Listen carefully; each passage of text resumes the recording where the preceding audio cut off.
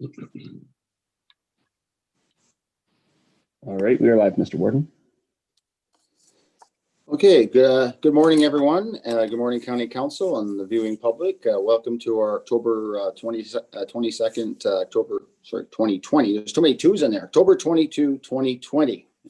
And there's no snow in the forecast today, so everybody's good. Just before we get into the roll call, I want to take the opportunity. Our next council meeting, county council meeting, is until November 12th, which is the day after Remembrance Day. So I was wanting to take a moment, everyone to take a moment of silence in remembrance of those who were able to support our freedom here in the country of Canada. So at this time, I'd like to take a moment of silence in remembrance of those people.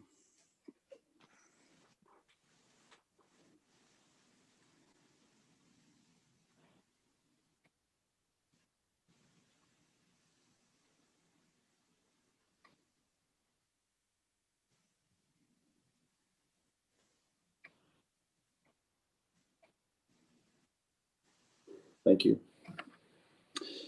I'm sure everybody will be partaking in some way of remembering service when it comes on November 11th in your own municipalities. At this time, Madam Clerk, can you do the roll call, please? Certainly, Mr. Warden. We have all members here except Councillor Burley and Councillor Clumpus. We have Councillor Thompson, joining us in Councillor Burley's replacement. Okay, thank you, Madam Clerk. And from that, we do have published an agenda that was circulated. Is there any declaration of peculiar interest with the county councilors today? All right, if one does arise, you can raise it at that time and do the proper paperwork. Moving on then to adoption of the minutes of October 8th, 2020. It's moved by Councillor Keaveney and Councillor Potter. Are there any errors or omissions in those sets of minutes? Okay, hearing none. Anybody opposed to carrying those minutes? Hearing none, those minutes are carried. Okay, for the minutes, for the closed session minutes of October 8th, I have it moved by Councillor Woodbury and Councillor Mackey for their adoption. Are there, I guess I can't really say any errors or omissions on those, but if you do wish to have to go in camera with those, you have to make that indication. But anybody opposed to those minutes? Okay, those are carried as well. There is no closed meeting matters today. There's no reports, there's no bylaws. We'll move right into good news and celebrations. And we'll start off, if we can keep everybody moving along, that would be great. I'm gonna start off with the reversal of the normal list, and I'm gonna start off with West Grade. Good morning, Christine. Well, good morning, Warden, and good morning, members of County Council. 2 points, if I might. Warden McQueen attended at our West Grade Council meeting on October 20th. He provided an update on Grey County initiatives, and it was well received, and thank you, Warden, for your attendance. Also, the Boots and Bling virtual event, which is a fundraiser for our Durham District Hospital, raised over $77,000. So well done to that. Thank you very much. Well, thank you, and thank you for those comments. And certainly anybody else that wishes to have me out to their meeting, certainly make that request, and we'll make it happen. I don't know if there's anything from Councillor Hutchison or not. Morning, thank you, Mr. Warden, and morning all council. I don't have anything to add to that. And again, thank you for attending our council meeting. I think that was well received by all council and the general public. Thank you. Much enjoyed it. Thank you very much for that. Moving on then to the town of the mountains, Mayor Alar, Councillor Weber.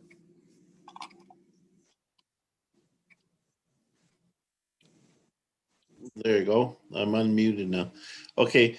Yes, everything continues to move along forward well here. Preparations are well underway for a virtual Remembrance Day with the cooperation of our library and the Legion. They're going to be putting together a virtual thing that will be live streaming, and everything else is going well. Our arena is opening soon in stages, and the town hall is continuing to function, and I guess the best news is that the small cluster of cases that we had a couple of weeks ago appears to be over, and it's contained, and we continue to move forward. Great. That's great news, Mayor Sweber. And Councillor Potter, do you have anything to add? You're on mute. Sorry about that. Yes, a cartoon from the Dundalk Herald yesterday, which is by an old friend from my newspaper days named Jeff Wilson, which I will send out later on. But he says about the only thing I'm sure about is that I'm happy to be living in Grey County, and in the background is a map of Ontario with the words concentration of COVID-19 cases. So it's a congratulatory comment on the way that our health units and I think our councils across Grey and Bruce have handled this pandemic. The other thing that I'd like to mention is that the Craigleith Depot, Craigleith Heritage Depot Museum will be reopening today by appointment. So you have to call ahead, but we're happy to see that. Not only did the pandemic strike, but before that, there was some issues with radon. So those have all been repaired. Everything's good, and they're open, and the exhibits are ready to go again. It's fantastic. And I'm sure there's lots of apples between Meaford and Blue Mountains, right? They're coming. I heard there's a bumper crop this year, so that's great. Well, it's always a bumper crop. Okay. All right. Well, moving along. Southgate and Councillor Woodbury and what's happening in the sunny south. Oh, too much to mention. But the few things I will, not necessarily good news. The Holstein non-motorized Christmas parade will not be happening this year, which is very understandable, but a real shame. They do a fantastic job. But they are doing a Remembrance Day modified at the Cenotaph in Holstein on the 8th. As well, the Dundalk one is going to be very modified and likely just a small thing at the Cenotaph. So people are getting out and adjusting to that. We've just got so much business going on. It's tough to keep up with. Everything from new drugstore being going to be built, going through the final hurdles, to all the houses running out of industrial land. It's been a really busy time for us. So that's kind of most of what's going on. But anything I didn't mention, if I missed anything, I'm sure Brian knows and he'll say it. Thanks. Okay. Well, thank you, Councillor Woodbury. And it's the only time I've ever experienced a traffic jam in Holstein was last year at the parade. And Councillor Millen. I think Mayor Woodbury covered it very well, other than to say that we're living the dream down here. Well, congratulations to you both. Sorry I stole your line. Well, congratulations to you both with the great news down there. Okay, moving on then, we have Owen Sound, Mayor Body. Yeah, Halloween's ago. That's like, I'm already starting to get dressed up for it, as you can see. There's some great tips on the health unit's website for families and for trick-or-treaters and people at the door that we can all look at and share with our residents if you're doing Halloween. The 10th Street Bridge is getting close to being done. Still got live music going on for another week, Wednesday, Thursday, Friday down at the market. And I don't know, that's probably it. Unless Brian's got anything to add. Thanks. Okay, thanks, Mayor Body. Councillor O'Leary, anything to add? Good morning, County Council. Nothing to add, thanks. Okay, thank you for that. And then moving on, then we'll go to Meaford. And so Mayor Clumpus is here. So Councillor Keaveney, do you have some good news? I do, Mr. Warden. Thank you, and good morning, everyone. And for us, our library is in the stage now of moving the books into the new facility, and we're really excited about that. Council will have a tour on Saturday, and the targeted date for the public is the 26th, when people can get in and start to rent books again. And there will be public tours starting on November the 10th, and they will run Tuesdays and Thursdays throughout November at 11 o'clock, 2 o'clock, and 6 o'clock, with 10 people allowed per tour. So we're really excited to open our new library. And also our arena. We're going to have a rice-in on November the 3rd. And I'm excited to report that the weekday ice hours are pretty well booked. And we're finding that a number of bubble groups, we're calling them 20, 25 people, are really interested in renting ice time. So we think we're going to be okay with our arena, much better off than we had earlier anticipated, as we were making a decision as to whether or not to even open our arena. So as always, lots going on in Meaford. Our new nursing home, we discussed the zoning at council this past week. So moving that project forward, and anxious to see hopefully shoveling ground a year from now. So that's it for me on Meaford. Thank you. Well, thank you very much for that, Councillor Keaveney, and let us know when that grand opening is, so maybe the warden I can attend. Absolutely, we will. Okay, then moving on then to the other sunny side of the county, Hanover. Thank you, Warden. Good morning, County Council. I can't say it's sunny in Hanover today, but I'm going to have to say we're still living the dream.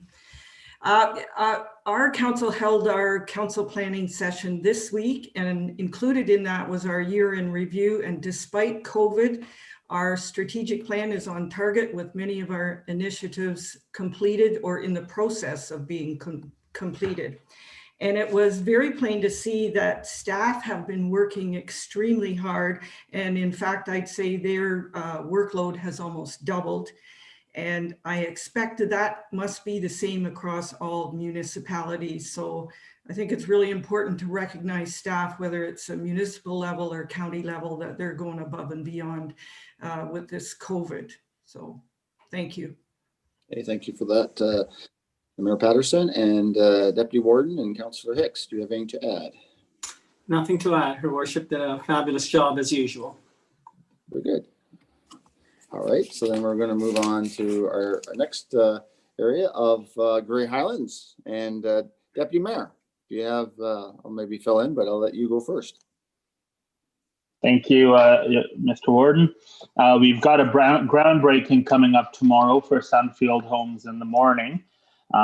It's actually a short walk for me. It's in the backyard across from me. So I'm looking forward to that. We've also started a phased reopening of our arenas. Fleshington opened first, and we're going to follow that up with the other 3 arenas at some point, again in a phased fashion. And last thing I'll say here is I think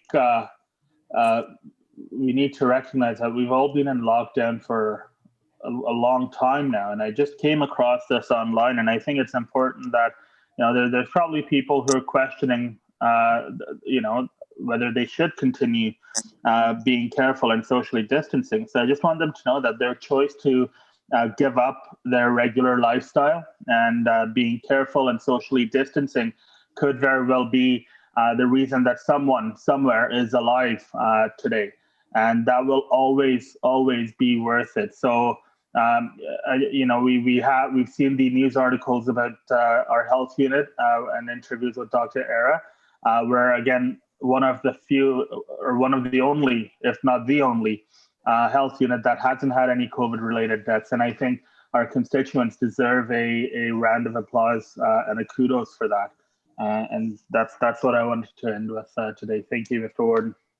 Well, thank you, Councillor Desai, and I think you covered much to move things along. I'll move on then to George and Bluffs and Deputy Mayor Carleton. Good morning, everyone on council, and thank you, Mr. Warden. I have a few things to report. Shallow Lake Community Center had ice in September 16th, and minor hockey was back effective October 1st with their start. So things are going well there. like Mr. Woodbury said, Kemble non-motorized parade will not be running this year, which is kind of sad, but hopefully back next year. And for Councillor Desai, just an update at the airport. The Royal Canadian Air Force will be conducting a forward arming and refueling point exercise for RCAF CH-147F Chinook helicopter at Wyerton Airport from October 13th to November 6th. And finally, I'd like to commend Georgian Bluff staff, because with us going through a CAO recruitment and a director of operations, our staff have stepped up and done an awesome job of looking after everything. So we need to say a big thank you to all of them. So thank you. Thank you for that, Deputy Mayor Carlton. And so Councillor Thompson. If I may, Mr. Warden, I want to say that's the best airport update we've ever received, and I think we need to let His Worship from Georgian Bluffs know about that. Well, I'm sure he'll watch afterwards, or maybe he's watching now. Okay, thank you for that. Just quickly, Councillor Thompson, do you have anything to add? This is your first update to County Council. No, I think I think Sue covered that perfectly, and I'll just try and fit in here and not make any big mistakes for you guys. Oh, you'll do fine. Thank you for that. And municipality or township of Chatsworth, Scott, how's things there? Thanks, Warden. Good morning, County Council. I was hoping Sue was going to, when she was reporting on the airport, was going to mention the plan of subdivision that they were maybe going to put in there, but she didn't do that. So anyways, Chatsworth, things are ticking along well. Our arena in Katy opened last week, and it is fully subscribed.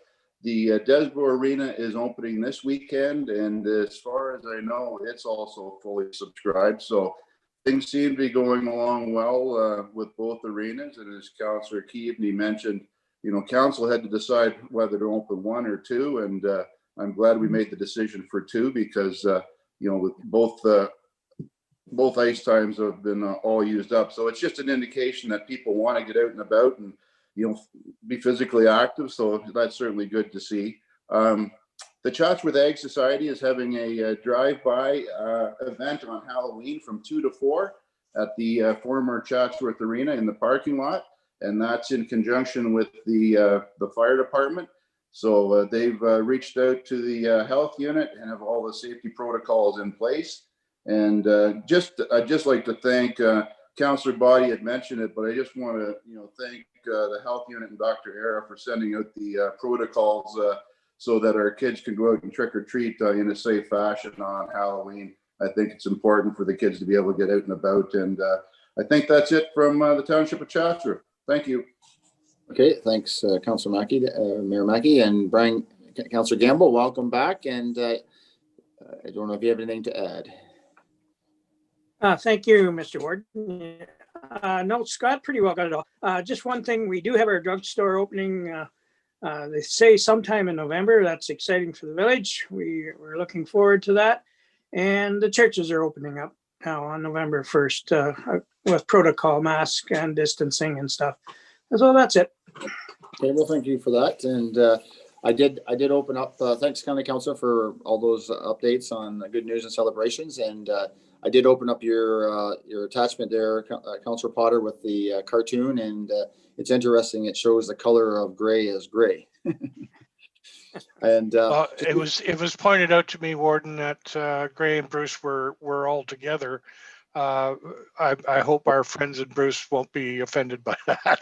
I'm sure that was just artistic license. Oh yes, well, we get along very well with Bruce County, so that's good. Thank you for that. And just before we end good news and celebrations, I'm going to pass over to our CAO for some extra good news and celebrations. Madam CAO. Thanks very much, Mr. Warden. Council, I wanted to ask that you join me in recognizing today. It's the 20th anniversary of Child Care Worker and Early Educator Appreciation Day. Child care workers play an incredibly valuable role shaping young minds and helping our kids develop and learn the skills they need to be successful in school. They're also critical to our local economy. We truly appreciate the important job they do, and I want to thank them for their commitment to our young people.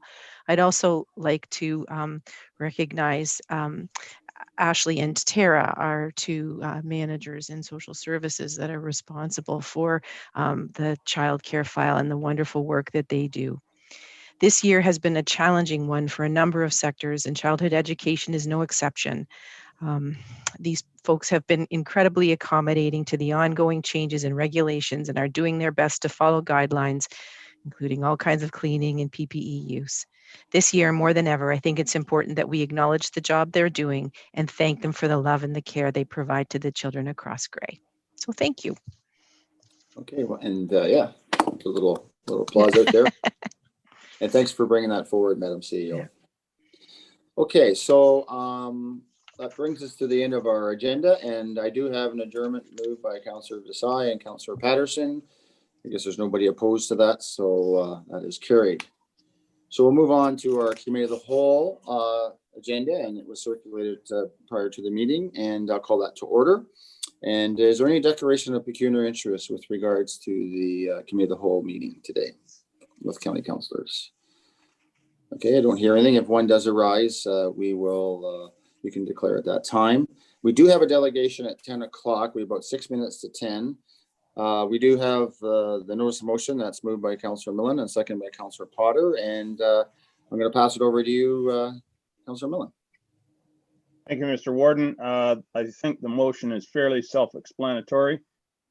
I just want to say that any of these land acknowledgement statements are aimed at recognizing the traditional territories of Indigenous peoples. And I think it's time we did that. I think it shows that we recognize that we are meeting on their traditional territory, and I think in the notion of reconciliation, it's time we did this. I'm simply looking for council's blessing to look into the options of what can be done and how, and we'll bring it back to council if this is endorsed. Thank you. So I would so move that motion. Yeah, it's moved by you, and okay. It was seconded by Councillor Potter. And Councillor Potter, do you have anything to add to that as a seconder? I don't. I think Councillor Milne summed it up. We do have a statement of this nature at the beginning of all our council and committee meetings, and I think it's part of recognizing the original traditions of our country. Okay, thank you for that. And I do remember back, Councillor Millen, when you were warden, at one of your events, I think it was in the big church, you did have a speaker to speak about Indigenous. I think it was the Saugeen or it was the folks from Six Nations yeah, of the Grand River that were there to describe about the Haldeman Tract and the various nuances of land claims and traditional territory. So yeah, I've looked forward to doing something like this for quite a while, and I thought, in light of the land claim settlement with Grey County just recently, I thought the timing was right to do this. Okay, well, thanks for that. And any discussion from county councillors? Just speak up if you wish to speak. If I don't see you on the screen, or Madam Clerk can see you. Any discussion there? Anybody, Madam Clerk? No, nobody. No, all right. I can see.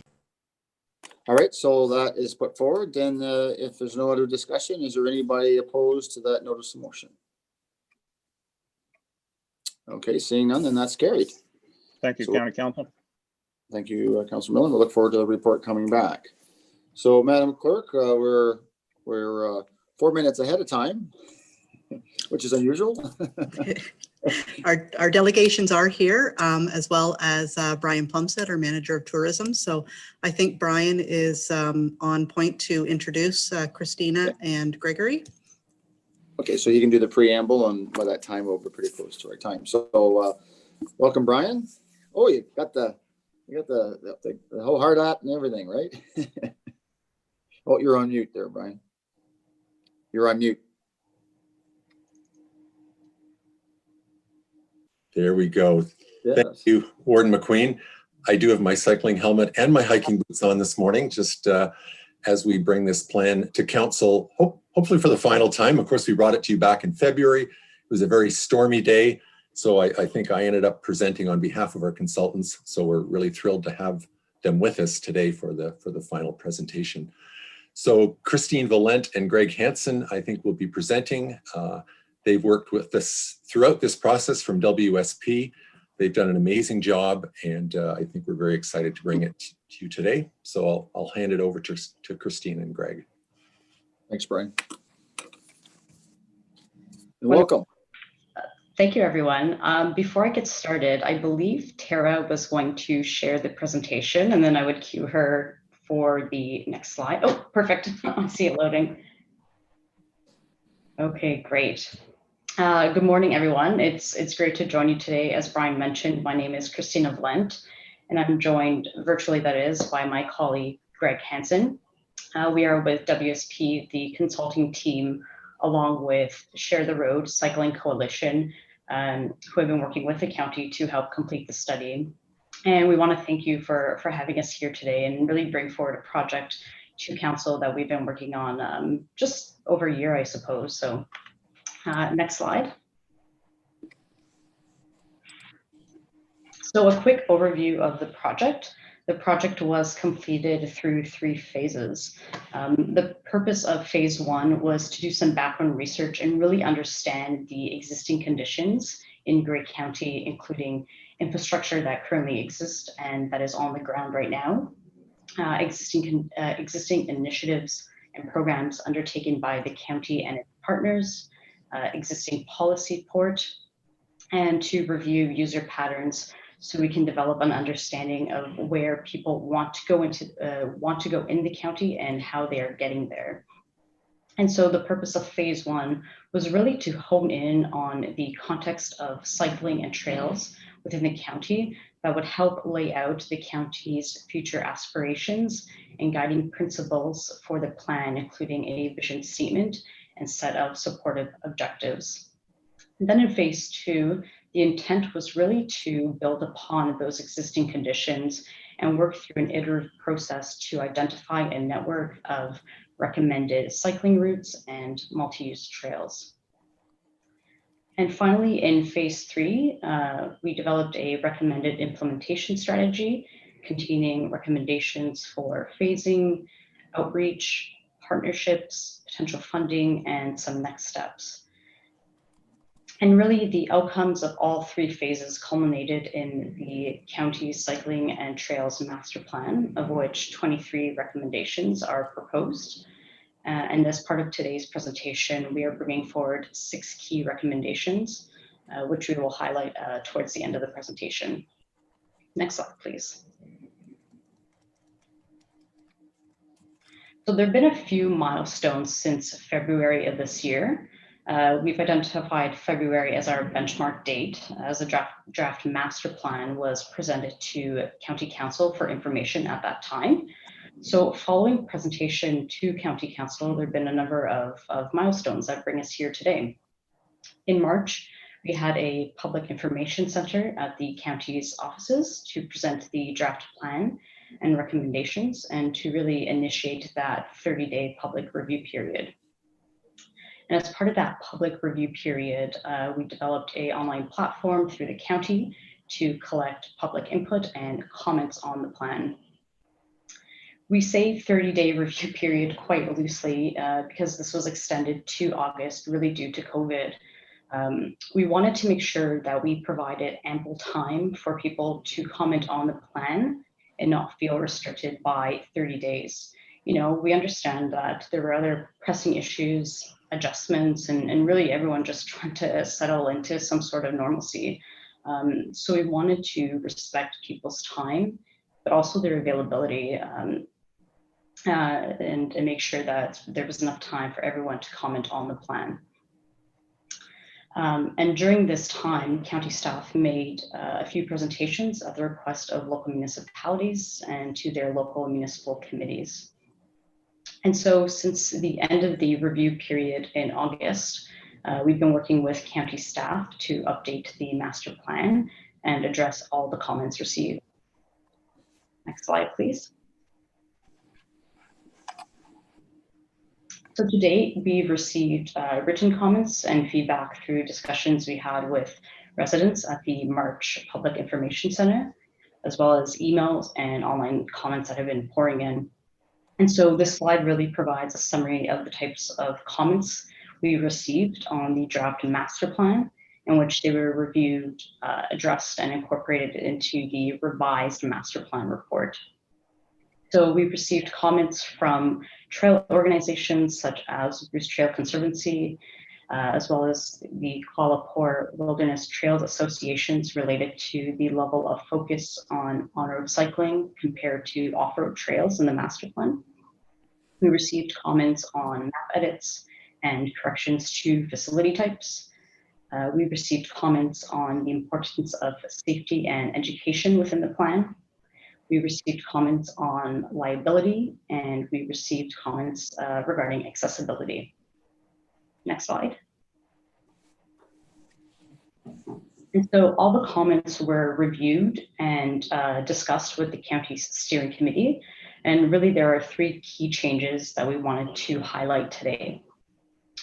First, a forward section has been added to the beginning of the report to really clarify the intent of the plan and to really hone in into that the plan is specifically focuses on opportunities to improve conditions for on-road cycling, as well as off-road multi-use trails, non-motorized trails where cycling is permitted.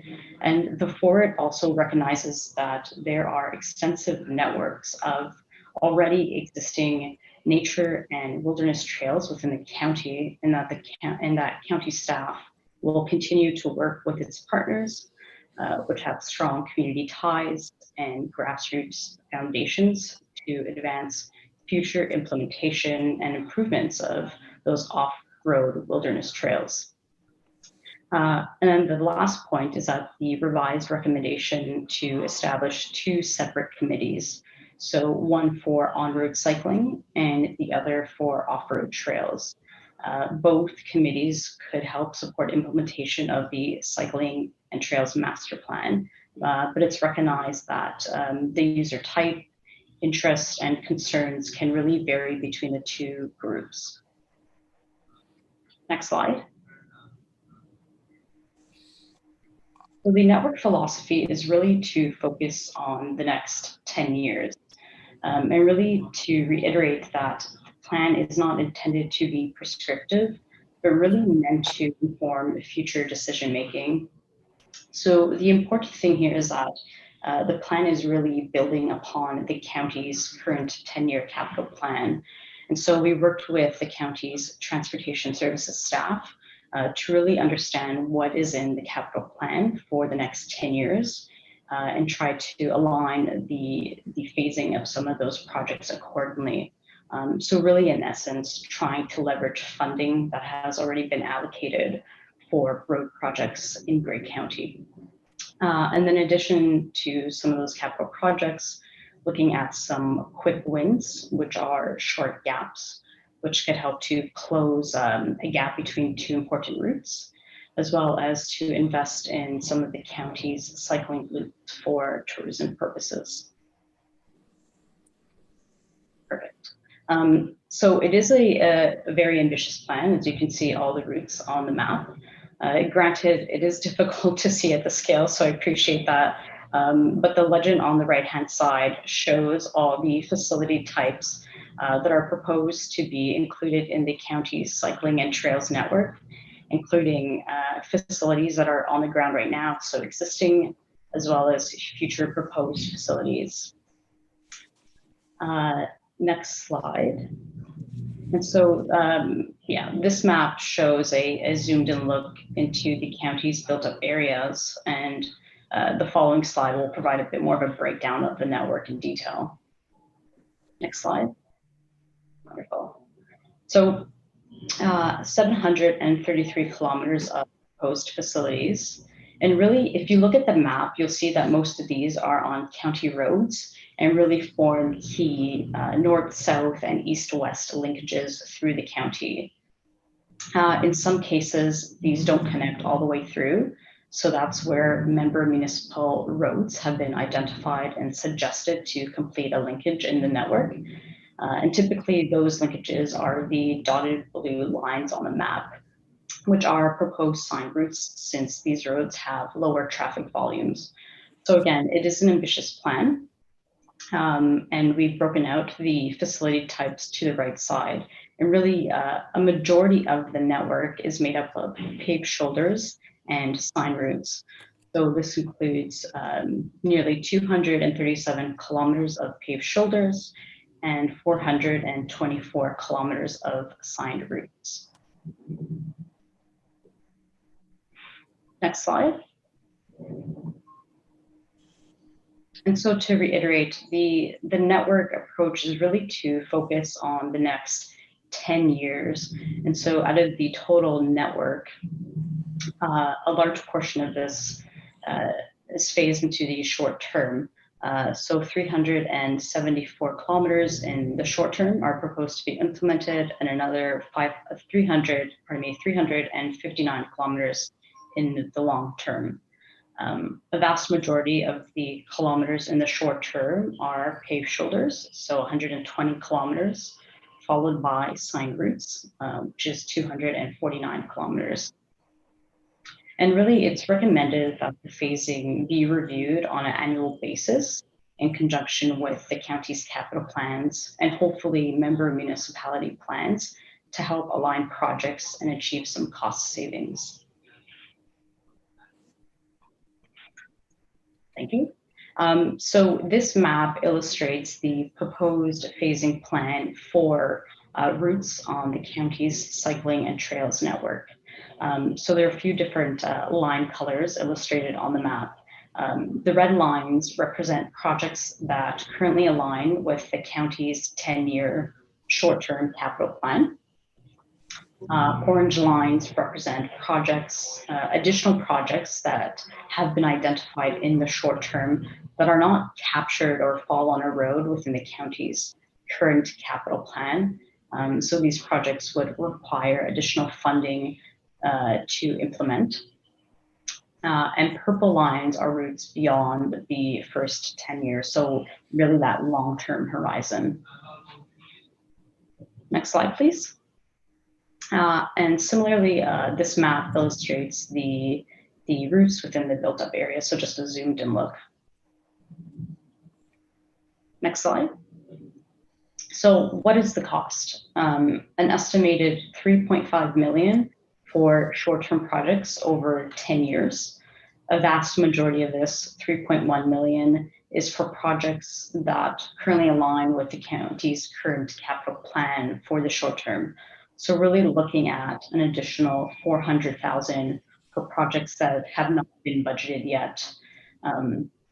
It's recommended that the county explore external funding sources to help implement these routes. And there are a number of existing funding sources that could be explored. An example of one would be the federal Investing in Canada infrastructure program. Some really exciting news that came out in August of this year. The federal government released a new temporary COVID-19 resilience stream through the infrastructure program with over $3 billion in funding. So under this stream, projects could be eligible for a federal cost share of an 80-20 split, up to 80% for provinces and municipalities and 20% federal. We're still waiting on the application to be released and some new information, but news of the funding has been released. And really, the stream is intended to fund short-term projects that can be implemented by the end of 2021.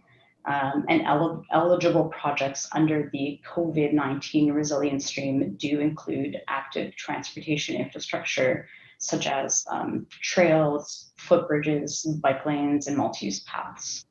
So that's just one example of a funding source that could be explored to help implementation of short-term projects. Thank you. So supporting implementation, really beyond infrastructure, the plan contains a number of recommendations and information to guide implementation, but we pulled some key pieces to focus on here. So as noted earlier, establishing 2 committees, one for on-road cycling and the other for off-road trails. The committees could include representation from member municipalities as well as the county, and really this gives an opportunity for the committees to work directly with stakeholders and other partners to ensure ongoing implementation of the plan. It also provides a forum for discussion to help prioritize improvements and potentially leverage other partnerships in the future.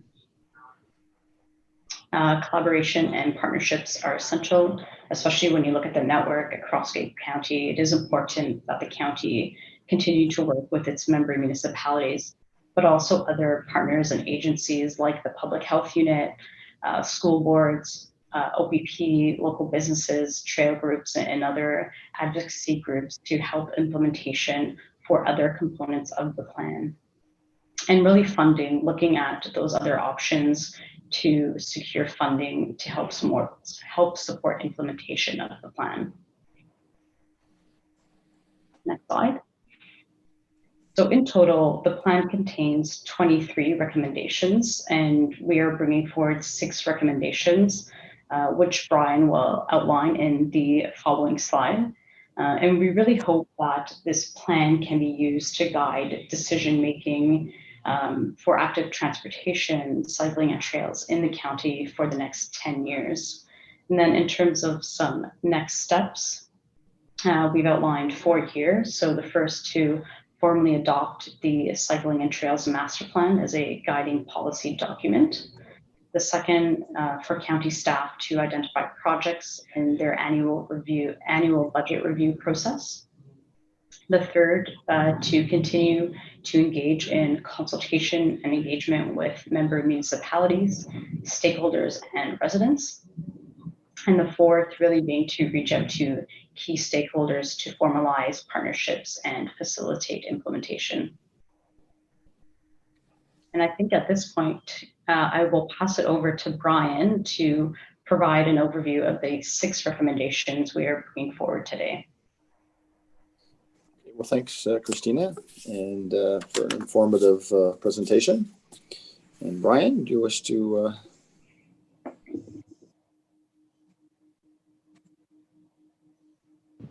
Brian, I think you're muted again. Thank you, Councillor or Warden McQueen. I'm not sure at this point if we need to get the report on the table. I'm certainly happy to run through it, but there were recommendations for County Council to approve the plan. So maybe I'll ask, yes, Heather, could you weigh in on that? So the Brian's report is the first one up under items for discussion. So if the delegation is finished, then we have just the consent, and then we can go right to Brian's report, which includes a recommendation for council to consider. So if you can hang in there till we go through the consent, then we can come back to this report, and if there's questions, I guess, Madam Clerk, will we keep the questions at that time for this presentation? Do we want to? We can open it up now for questions to our delegation from council on the plan, and just understanding that Mr. Plumstead will also be speaking to the plan shortly. Okay, so well, thank you for that, Madam Clerk, and for Christina and Brian. Are there any questions from county councillors? I can't see because right now it's on the screen. Oh, there we are. Is there any questions to the presenters of this plan? So I see Councillor Soever. Okay, go ahead, Councillor Soever. Mayor Soever, go ahead. Okay, I have to unmute myself. Oh, am I? Okay. I can hear you. Very good. Okay, so on the plan, I noticed that a lot of the cycling routes are on county roads. Now, as the area develops and these become major arteries, then would it not be better to, try to put future roads, or has anybody done that on future bicycle lanes on less traveled roads? Or are we in the future going to actually have to separate the bike lanes from the traffic in some manner? So Brian or Christina?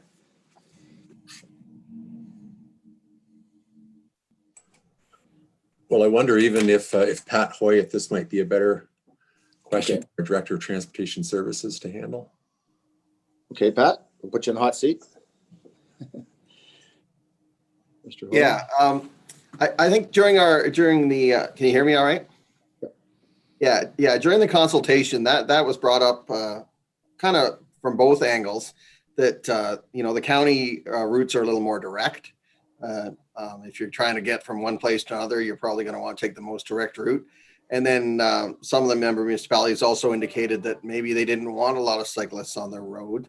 It doesn't mean they're not going to be there. But I think we kind of looked for different connectivity, which is why the county roads seem to suit a lot of the time. And we were paving our shoulders anyway. So I think that's kind of one of the things we got out of the plan. I think an important thing just to mention about the plan, and as I said, we've been paving our shoulders anyway, but a big issue with us was we can't necessarily pave our shoulders to the widening that Book 18, the cycling book, would recommend. So one thing that transportation was really hoping to get out of this plan was tell us the roads where we're just going to pave, say, a partially paved shoulder of 0.5 meter, where we don't have to build a big platform widening, those big ticket jobs that cost millions and millions and millions of dollars. So I think that's one thing we got out of the plan. Some roads we know that we can pave quite easily because the shoulder is there. Other roads where it isn't, we can't. So I think that's a big thing that we got out of the plan that we didn't really have before. There is roads on there that we basically said we will just be paving the minimum. It won't be a cycling route. It won't be a signed route. And that's kind of where we've got some clarity now, if it's adopted, on where our cycling routes are going to be and what kind of infrastructure we should build. Okay, thank you for that. Councillor Swever, do you have a follow-up to that from that answer? Well, that explains quite a bit. I just have another question, if I might, Mr. Warden. To what degree was there coordination with connectivity with our surrounding municipalities? I know a lot of the cyclists here, they go for 80 or 90 kilometer rides and end up crossing into Simcoe County or even Dufferin. And to what degree is our plan coordinated with their plans? So is that Christina or Brian's? Yeah, I can answer to that. Thank you. That's a great question. I think, when people are out and about biking, jurisdiction doesn't really matter to them. They want to make sure that they can get from point A to point B. So that is certainly something we looked at and really discussed with people at the open houses and collected input online. So I would say we wanted to understand where people were going so we can make those connections, but also look at planning documents from surrounding municipalities and surrounding counties to understand what they have planned for as part of their active transportation and their cycling networks to ensure that we can make those connections in the plan as well. Thank you. Okay. I could just add a specific example is the Blue Mountain to Collingwood connection. We see that as a super important project. Grey County's been very supportive all the way through, and we're hoping that'll move forward, but certainly that was one of the main connections we looked at as a specific example of what Christina just shared. Thank you. Yeah, a few years ago, there was a Centurion race, or those races, which sort of encompassed Grey County and Simcoe County with a number of roads and that. So, okay, thank you. I think Councillor Potter, did you have an indication you wish to speak? Yes, thank you. And funny you should mention Centurion. I was involved with that. I worked for the town at the time, Brian will remember. And it was one of the reasons for doing it was that it was a great investment because we saw a great return on it. And that's really the basis of my question. Do we have any numbers or any idea of how many people are using the roads now for cycling, and how many more we might see if we undertake this process. Because when we go to the community, yes, we all understand the healthy communities benefits, the social and cultural benefits, and so on. But if we're looking at how do we phase this in, how do we pay for it over time, we have to get down to the nuts and bolts of what's the return on investment. So what might we see? What do we see now? What might we see in the future? What is the potential for a return on our financial investment over the long term? Right.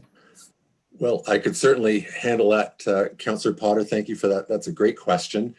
And we have been doing some actual cycling counts, and most of that's been focused in the town of the Blue Mountains. We're just getting the data and putting that all together, but we were out gathering quite a bit of data this summer and in past summers. And before we get that, another tool we use is Strava. You might be familiar with. That's a very popular cycling app that people use. It tends to favor more hardcore cyclists. But what that has told us is that we've seen, back when there was Centurion, we'd see a real peak in September with just all the activity around Centurion, especially in the Blue Mountains. Now we're seeing more of a level pattern of cyclists over the whole year. And this year, we definitely see more local cyclists as opposed to visitors. So that's been an interesting. So to answer your question, we have some decent data tools, but my hope is as we go forward, we'll be gathering more data across Grey County, sharing that, better understanding how many cyclists there are, where they're from, and be able to answer more of the economic impact that those have on our local economy. Right, and those visitors just became permanent residents. Good point. I think we're seeing a lot of that. Yes, they've moved up. They're now staying here and out riding the roads as well. Right. Okay. Any follow up to that, Councillor Potter?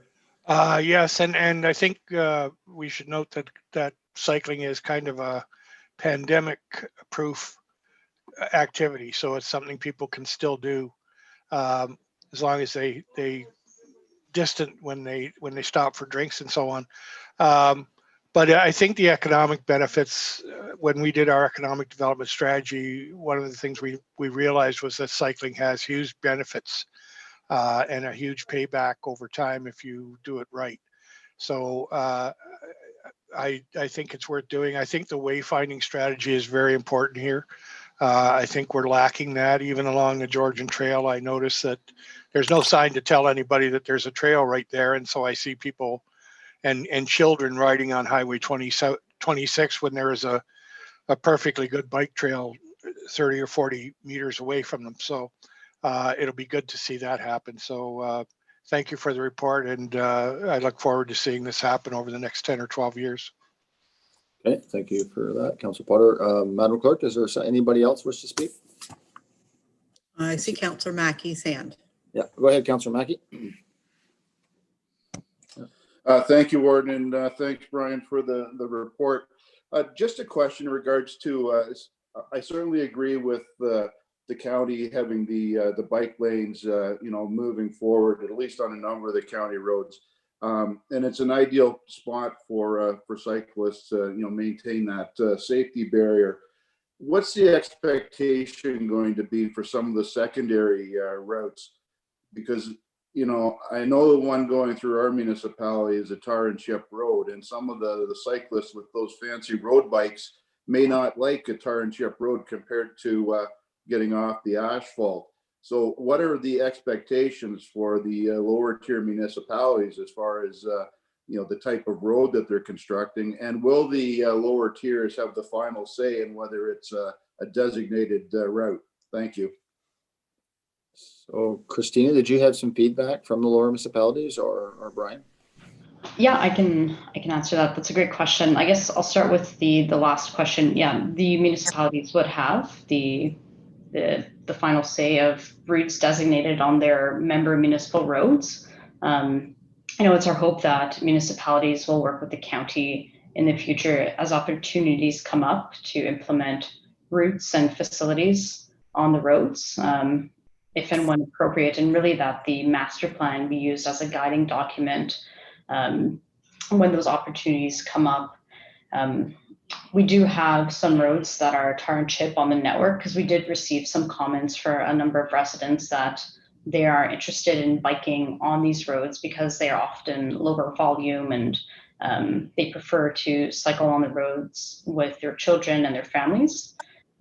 So we do acknowledge that there are some roads that are tar and chip, and we're not recommending that any improvements be made to these roads. It's really just acknowledging that there is already interest for cycling on these roads. Brian, I'm not sure if you wanted to add anything else. I think you summed it up, Christina. Maybe I could just extend that and say there's actually even a few stretches of gravel road that are on the network. So gravel roads are certainly part of the network, and there is no expectation to upgrade those. In fact, gravel riding is starting to become more and more popular. So I think we're starting to see more and more cyclists on gravel roads, which would certainly obviously put them on municipal roads. Okay, and I guess back to you, Councillor Mackey, is maybe we just give the county those lower tier roads. I have no disagreement with that. I just know, County Road 40, for example, cutting across from Blue Mountains and through Grey Highlands, to Chatsworth, has the bike lane on it, and it's perfect. But once you get off onto some of the arterial roads, they're not as wide, and I certainly have some safety concerns if we're going to have a large volume of cyclists, because we have lots of logging trucks and agricultural vehicles on those secondary roads. So anyways, just some concerns, and we're having trouble keeping our bridges open. So I'd really like to see, like Councillor Potter said, what's the actual cost going to be for this? Thanks. So maybe those roads where you got to close for vehicular traffic on your bridges will still carry bicycles there, Mr. Mackey. All right, moving on. Madam Clerk, is there anybody else wish to speak? Yes, Councillor Desai and Councillor Millen. Okay, go ahead, Councillor Desai and Councillor Millen. Councillor Desai first. Thank you. Thank you very much, Mr. Warden. I just want some clarity. So from my question was similar to Councillor Mackey's, and the clarity I'm seeking, Mr. Warden, is what I've heard is that if lower tiers are unhappy with a particular road being on that route, we can get in touch with the county and have that road changed. Is that, I wanted to confirm that. And the second was on handling of liability. Will liability rest with the jurisdiction of whoever has the road, or will it be with the county, because the county is promoting the cycling master plan or that map? And the other question I had was with regards to the working group for the master plan. Why do we need a working group? Can adherence to the plan not be done through staff bringing reports to either county council or to the committee of the whole? Thank you, Mr. Warden. Okay, thank you. Good, three good questions there, Christina or Brian, or maybe first one's back to Pat with regards to alternate routes if they do not want it. Who would like to take that one on first?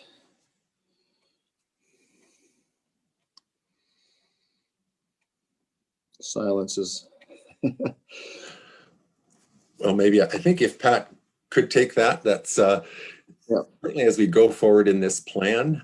It's a very complex plan. There's a lot of pieces.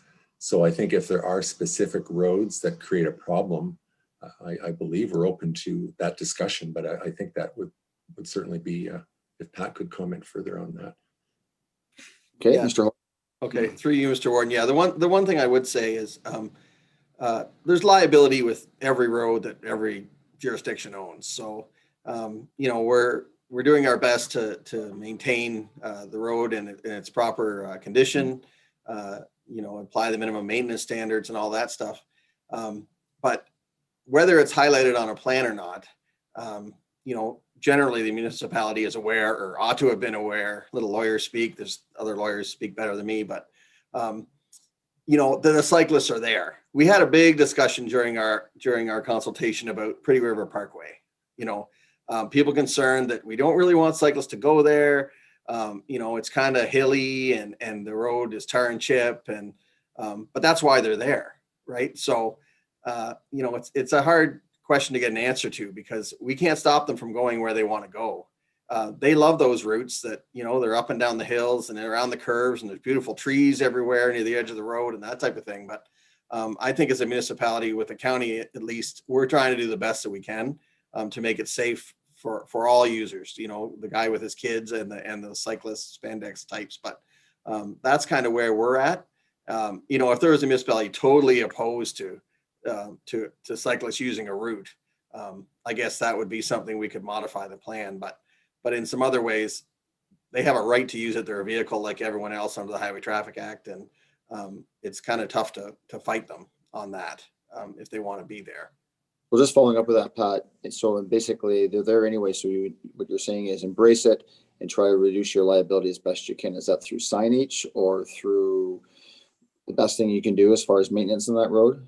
Yeah, I mean, a signage, at least you can kind of adhere to Book 18 and it will tell the motorists that there's cyclists there because we know they're there. Right. So that was kind of, you know, I find there's a lot of signage in this plan, which I argued with Greg and Christina about quite a bit, just because there's so much signage, but really that is to tell motorists that there's cyclists in the area. So it will hopefully protect us from some liability. Again, there's the whole argument to be had about cyclists and liability aside from that, but I think that's kind of the main purpose of it, and to kind of help the cyclists as well so they know where they're going. Right. So liability, I know we have our legal representative here. Does somebody want to take on or speak to that at all, or other than you, Pat? Is there anybody else that would like to touch that one? I could answer that other question about the working group. Okay, go ahead. I was sort of opposed to this at first too.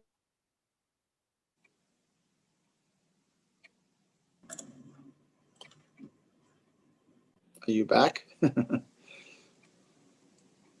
Where'd you go there, Pat? Did you fall off the desk? He's frozen. Because I don't really want to be on another working group. Oh, sorry. Can anyone hear me? It's kind of frozen here. Yeah, go ahead. Can you hear that? How much of that did you lose? Did you hear any of it? We just said you were first opposed to it and then you were gone. Okay. Yes. So I kind of been talking with Christine and Greg over time and the planning folks. You kind of realize that it gives cyclists a focused place to send their message to us, as opposed to now where you just get, you know, calls from cyclists from all over the place asking for things.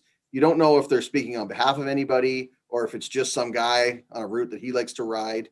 So I think the strength of the working group is it's a place to take their ideas and their requests, which we never really had before. So I'd much rather kind of deal with a group that has an agenda that we know what they want rather than just random requests coming in from random bike riders, right? So I think that's the strength of the working group. Though there is a good plan here that's our basis of a start. It's going to change over time. It'll be a living document too. So that's kind of to answer Councillor Desai's working group question from my point of view anyway. Okay, thank you. And Randy? If I can just add a bit further to that, and yeah, Pat's exactly identified why we think the working groups are important. Provides that opportunity to connect with cycling groups, other stakeholders, trail organizations to get their direct feedback on a regular basis. It's something we also identified through the county's recreational trails master plan, where we identified regular engagement with trail user groups to identify improvements, form partnerships, and therefore, you know, the trail working group will provide that forum for these discussions to occur. So that's why we're supportive of or recommending that we move forward with working groups. Okay, thank you for that. So Michael, I see you popped up. Were you going to speak to the liability? Can't hear you. Still can't hear you.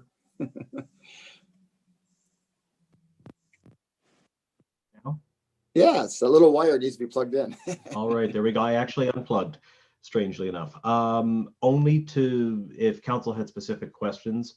I could address them, but otherwise I think Pat's spoken very well on the issue of liability and who's responsible for which roads. Okay, thank you for that. And Councillor Desai, did that answer all your questions that you asked? I do have a subsequent, Mr. Warden. Okay, make it quick, please. Go ahead. Thank you. So again, with regards to the liability, what I've heard was that the liability would rest with the individual municipalities.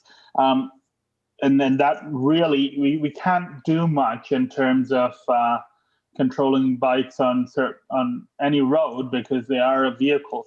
But my question, again, coming back to liability, is there an increased obligation on lower tier municipalities? Because the county is endorsing or advertising a particular road as a cycling road. So does that lead to an increased obligation or increased liability for the lower tier municipality? Thank you. I don't know, Kevin, if you're on the line, Kevin Whippler, but I know that, I don't know if you have any comment with regards to insurance. I'm sure you deal with the providers on that. I don't know if you have any comments there. I guess just if a claim can be addressed to a municipality that, because we're deemed to be deep pockets, that those will come forward. So, and it's been, joint and several, that's been the issue for many years. If you can find 1% liability or whatever, that we will receive notices of claims. Okay, thanks, Kevin. Councillor Desai, it sounds like it doesn't go away. No further questions, Mr. Warden. Okay, thank you. Councillor Millen. My question's been answered. Thank you. Okay, Madam Clerk, is there any other comments there? No, sir. Just a quick one for me. E-bikes and off-road vehicles. I know that there's changes from the province. The interaction of that, unless the municipality passes a bylaw that controls off-road vehicles, how's the interaction happening with that? Christine, have you spoken to that, or Brian, in the sense that e-bikes are probably could be becoming popular as well as the off-road vehicles? Any comments there?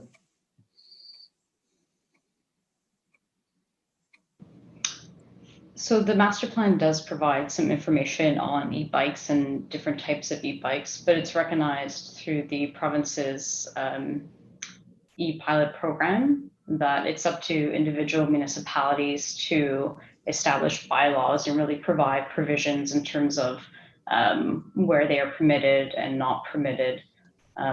So beyond the province's recommendations, we've really aligned with that and kept consistent with that information. Brian, I'm not sure if you have anything else to add or any information. Not really, just that is probably something that the working group would start working with, I think, looking at e-bikes and maybe providing some guidance to Grey County, but also to the member municipalities. Right. And I know the big caption is we share the road, right? Share the road. Okay, seeing there's no other questions. Yeah, go ahead. I wonder if, I think CAO Wingrove wanted to provide some comments, and I just will note that Councillor Klumpus has joined us as well. Yeah, I was going to say welcome, Mayor Klumpus, to our meeting, and thank you for that, Madam Clerk. And Madam CEO. Just two really quick comments, if I could, Mr. Warden.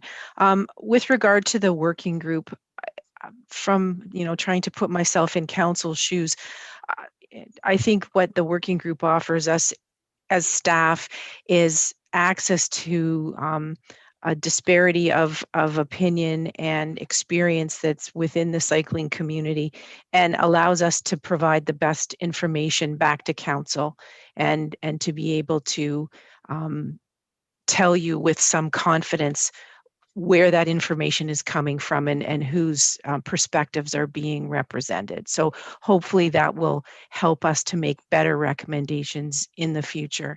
With regard to liability, one of the things that we've been working hard to try and do, especially with our new insurers, Marsh, is to work with them on the risk and liability side of things to ensure that we are talking to them about initiatives as we look at, changing service levels or, doing something different with the services that we provide, and getting their advice and guidance on considerations to try and mitigate risk.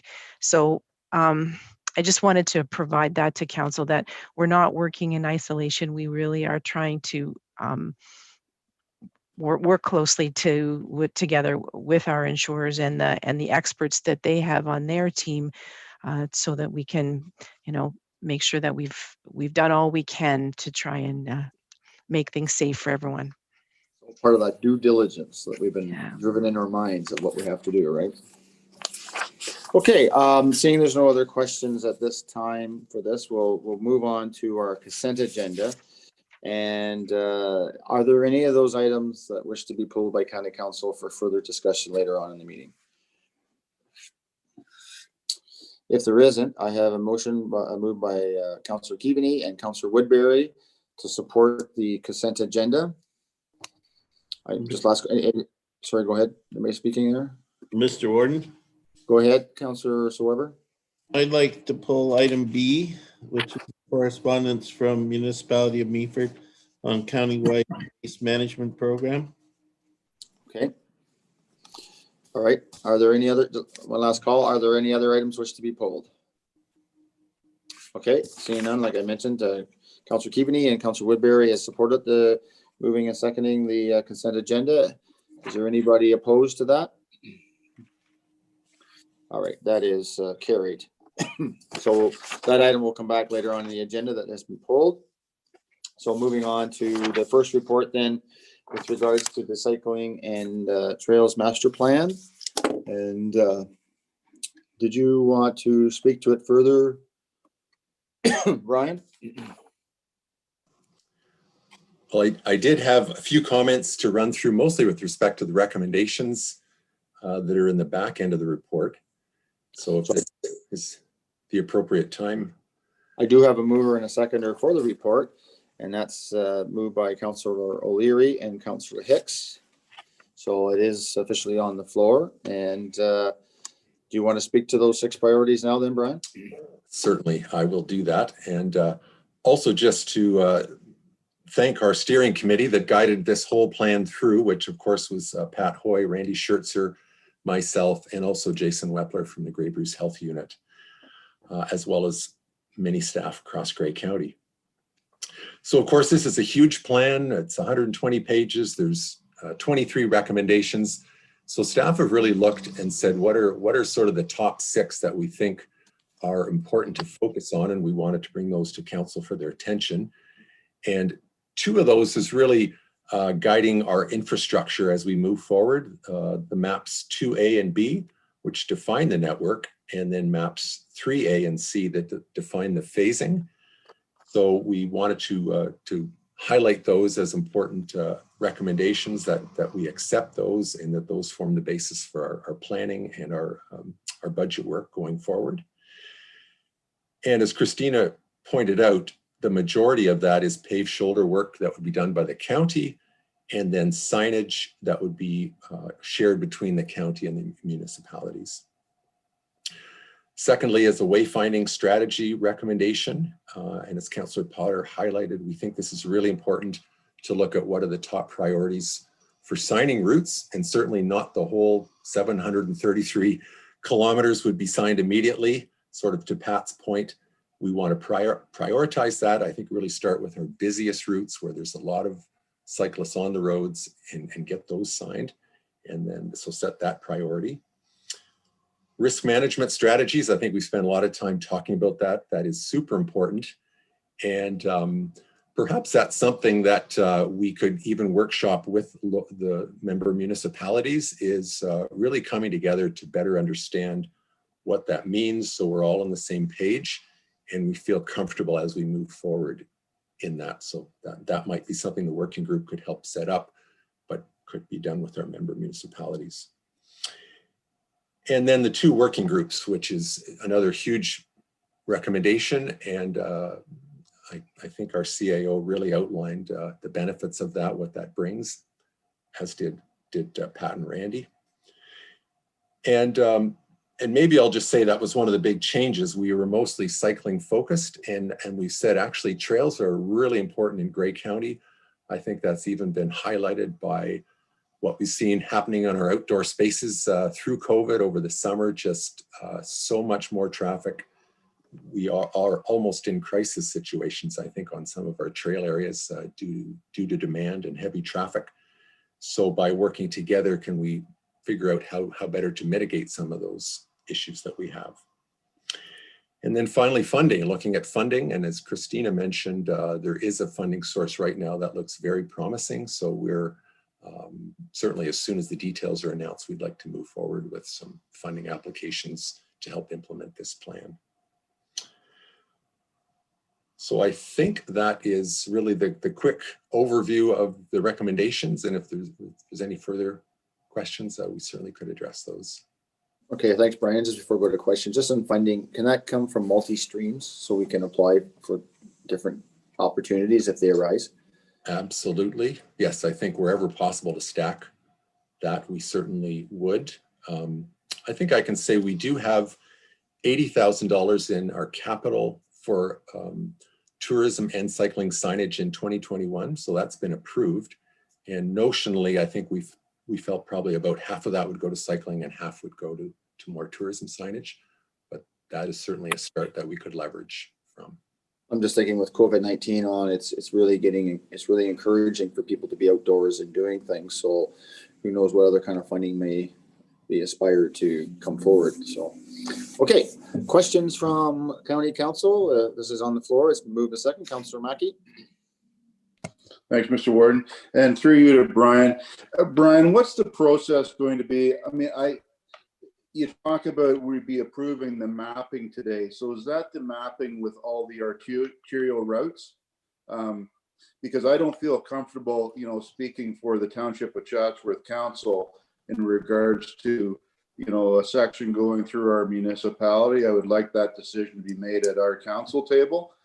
So when and how would that happen? Are you planning on going out to the lower tier municipalities that are affected by this or could potentially be affected by this and getting their blessing? Ryan? Well, maybe I'll start the question that, and maybe Christina and even Pat could jump in. We've really had a very comprehensive engagement process throughout this plan. So we've met several times with municipal staff and specifically with roads staff. So I would say at the moment, we feel this is the best plan that we can bring to the table. Having said that, certainly if there are specific concerns with specific roads, I think we could look at that. I know certainly there was some concern, I know on maybe the road that you're referring to that goes by Mogi Valley and with truck traffic. So there's those kinds of issues, but rather than not approving the plan, I think I would ask council to approve the plan. And certainly if there are specific roads that are issues, we can work through those with the local municipalities. Go ahead, Scott. I guess I just wonder, Brian, what is that process for working it through? I've certainly heard some concerns, from our members of council, and I wouldn't want the decision for that route to be made today without it going to our council table. Well, maybe I'll ask Pat and Randy to jump in as well. We had talked about certainly reaching out to the member municipalities.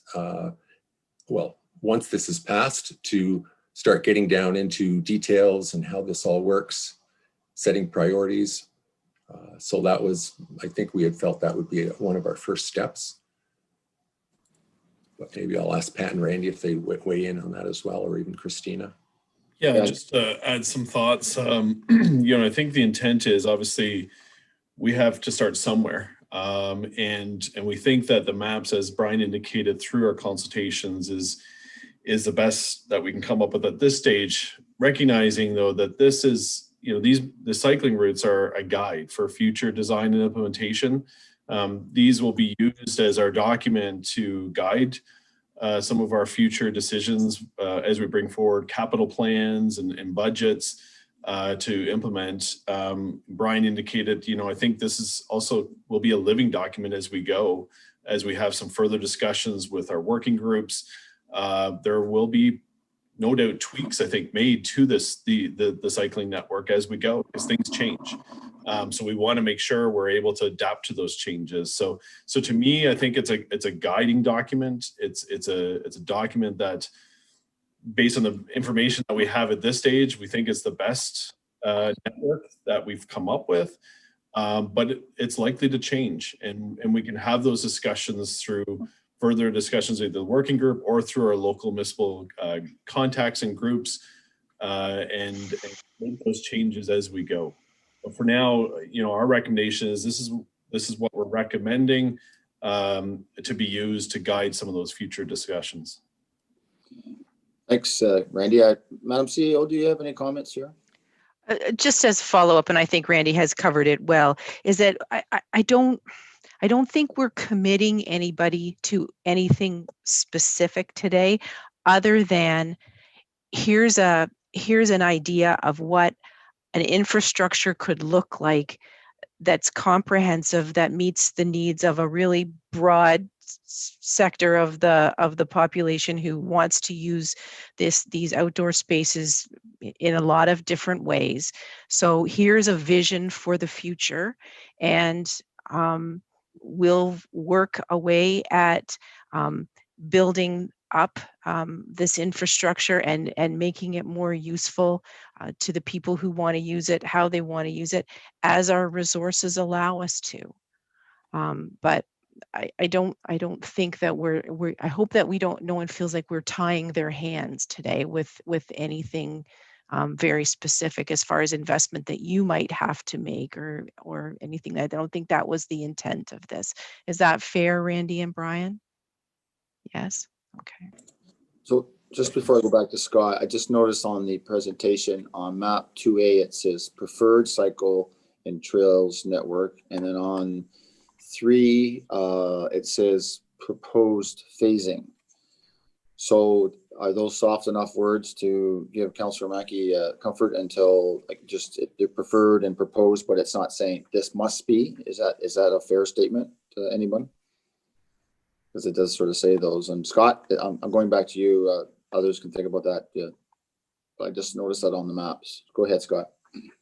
No, I'm comfortable with the comments made by Kim and Randy and Brian that we're not committed at this point. I just didn't feel that I could commit our municipality when the route hasn't even appeared on our council table that I can remember.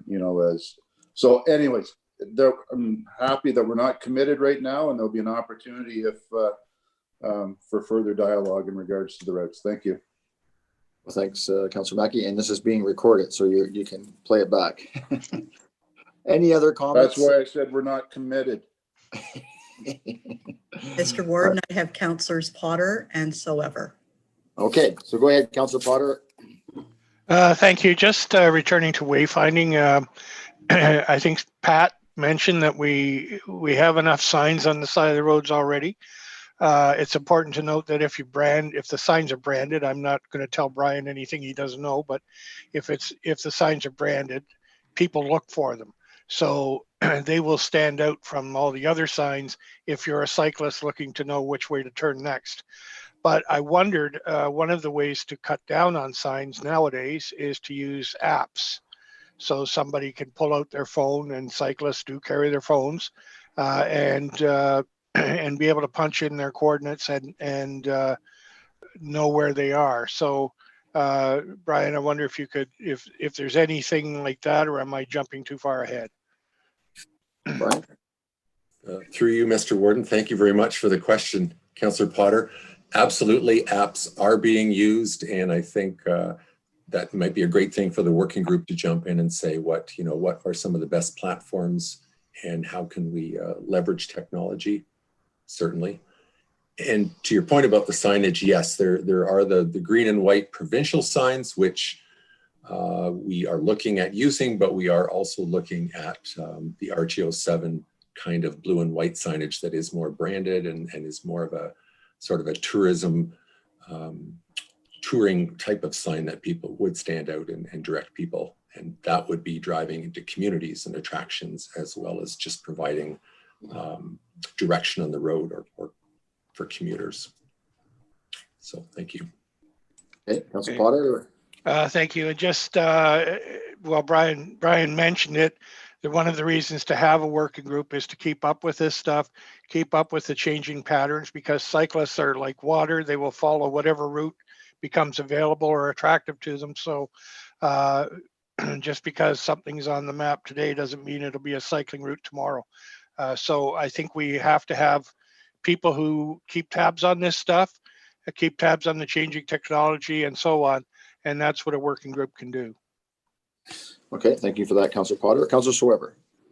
Yes, just following up on Mr. Mackey's concerns. I agree that, you know, although the staffs have worked together with the local municipal staffs, it has not passed the council chambers. And so perhaps we should be asking, as part of this resolution, that the local municipalities endorse this plan, so that, you know, when signage does go up that directs people onto municipal roads, just that it has had the approval of council. Just from a strictly governance point of view, is that, you know, we are committing the local councils to something. It's not substantial maybe, but it is moving the traffic around. And I just think it'd be a good idea to ask that, you know, the local councils do endorse this plan. Are you looking to an amending motion to this, to the original motion? Yes. Okay, so can you reword that just for the clerk?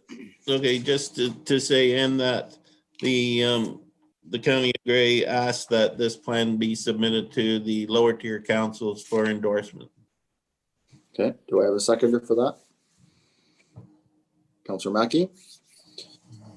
Madam Clerk, any clarity on the amending motion?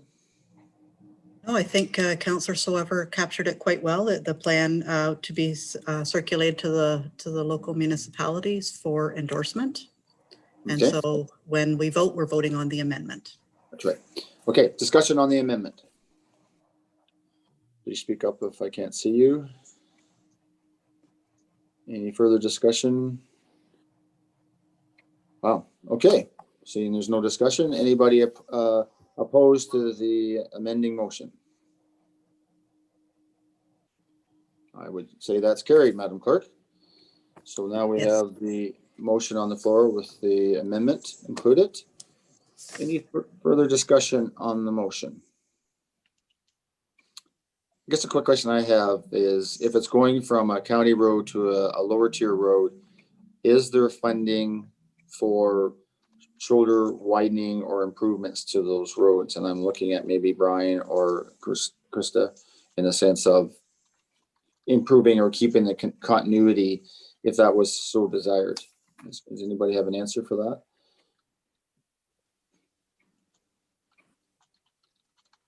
I'm thinking that would be a hard no. Just guessing. Well, I know a few years back, we were looking at trying to apply for some funding and we weren't successful, but I just didn't know if there was something coming out on that. So anyway, something to think about. Maybe I'd like to point out to Councillor Milne, he's not the Brian you meant when he said Brian. I was looking at Mr. Plumstead, but I appreciate Councillor Millen's comments as well. Mr. Warden, I do see Councillor Soever's hand. Okay, Councillor Soever. I'd just like to make note that eventually the money comes from, whether it comes from county taxes or municipal taxes, it's all coming out of the same taxpayer's wallet. So I don't know that that really helps, except if it comes from the county, of course, we're happy to share more. Okay, well, we'll stay focused here. I Okay, see Councillor Gamble. go ahead, Councillor Gamble. I'm just asking this as a question for myself, more or less.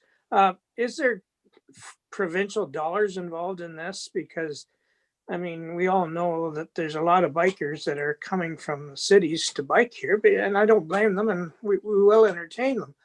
But I'm just curious, is there other money other than our own Grey County money involved? Hey, Krista or Mr. Blumstead? Or sorry, Christina. We did receive through the Ontario Municipal Commuter Cycling Program significant funds. I think it was around $530,000 towards pave shoulders to help pay for this plan. We purchased some bicycle counters.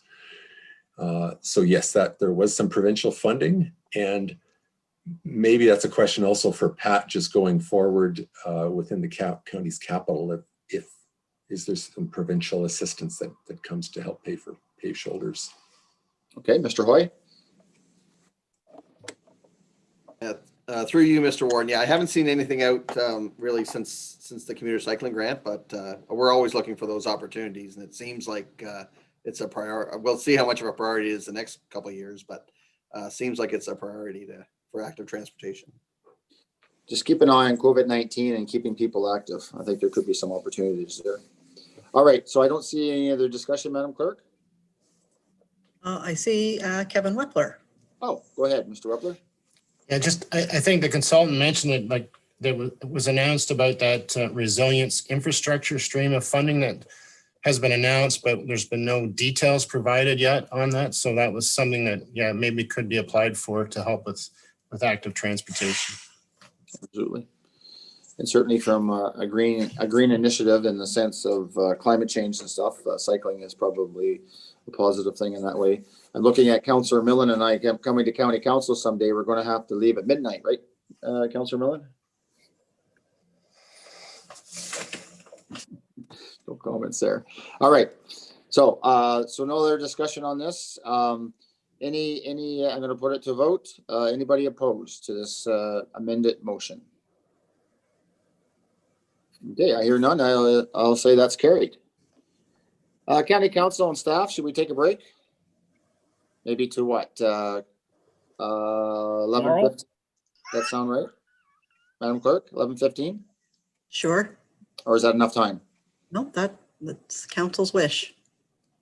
Okay, well, we'll shoot for 11:15 and we'll take a break. Make sure you put your systems on mute and off video. Thanks.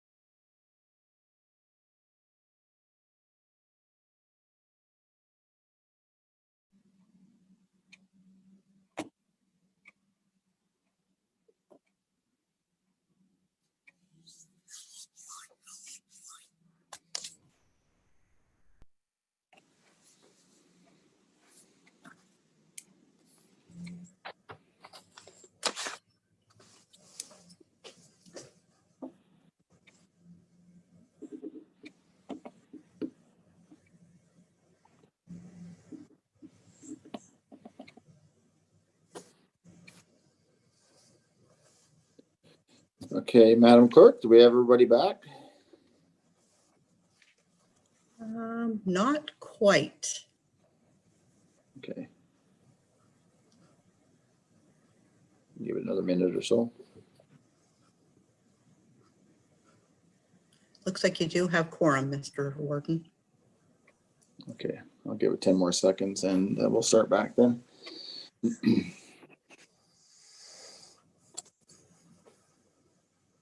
I'm not sure if Mr. O'Leary, you're going golfing today. Not raining here in Owen Sound, I see. I don't think it looks like we'll be golfing today. No.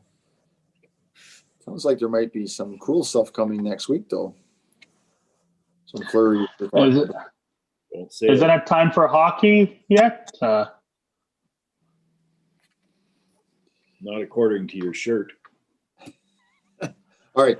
Oh, with all due respect, me on skates is not a good look for anyone involved. All right, I'm going to call this meeting back to order. All right, moving on to our agenda then, and everybody enjoyed the little break there.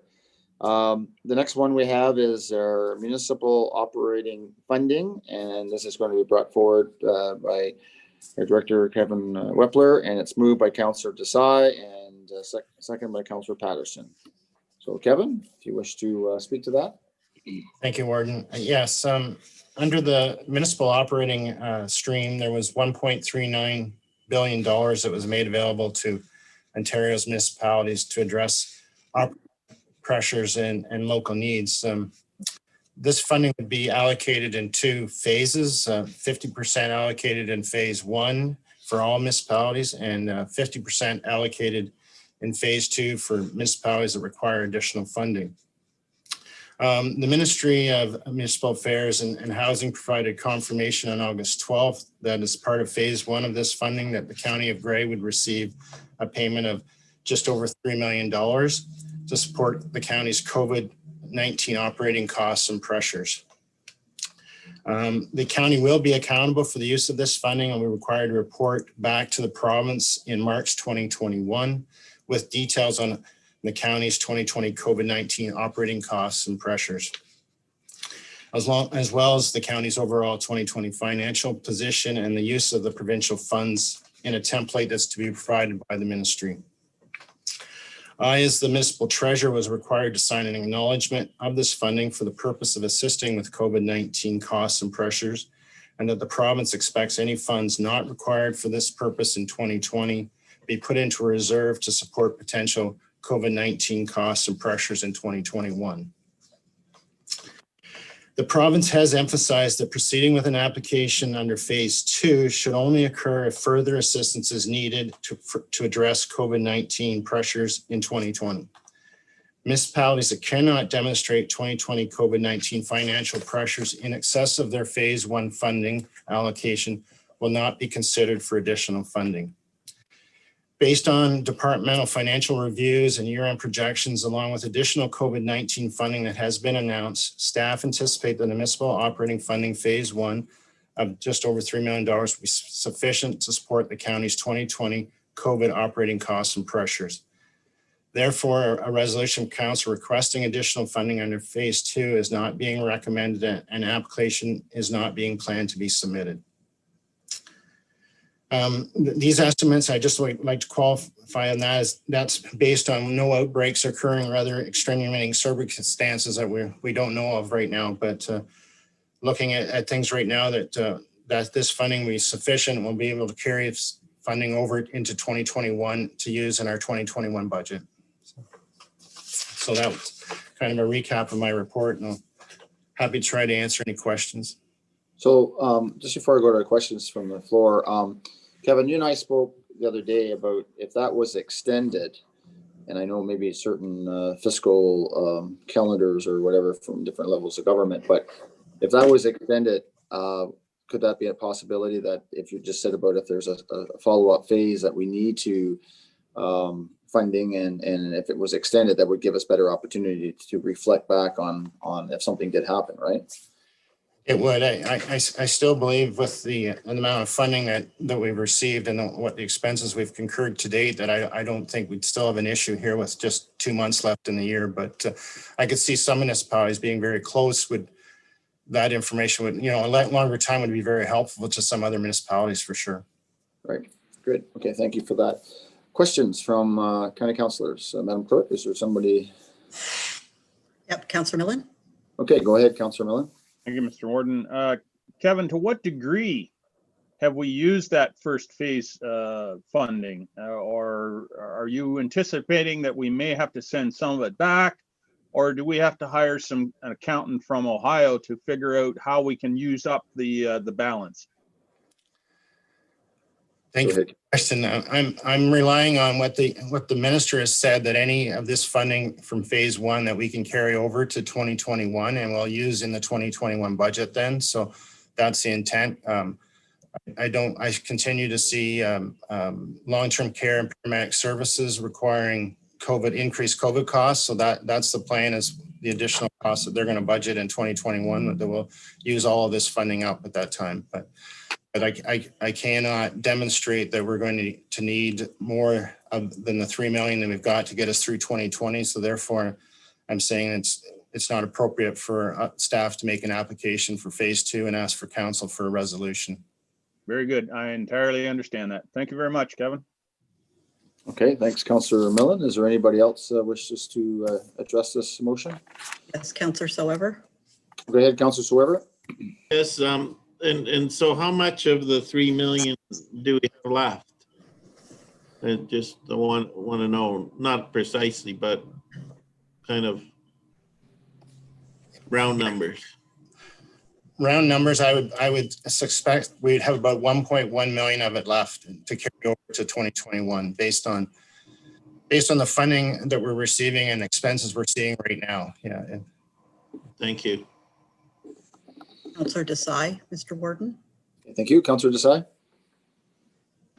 Thank you, Mr. Warden. My question is with regards to the to what expenditures are acceptable under this program, because sorry, no, there we go. What expenditures are eligible for this fund, and if there isn't any if there isn't a box that we have to think within, if economic development could be something that we undertake through these funds. Thank you, Mr. Yeah.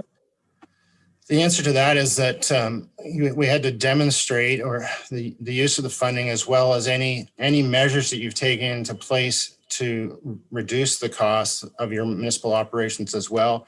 They asked what other reserves you've used to offset these costs. So what I'm basing our numbers on are those costs that the departments have charged to their COVID accounts that are what they believe to be COVID related. And saying that, for example, if admissions were lower and for gray routes, I think that's something that the province would anticipate, but they have not given us any guidelines on eligibility line by line. But I believe it's up to staff and council, like, is that appropriate to apply this funding to? And as well, I'm going to need to report on this as they've stated in a template in March, but we've not seen that template. So.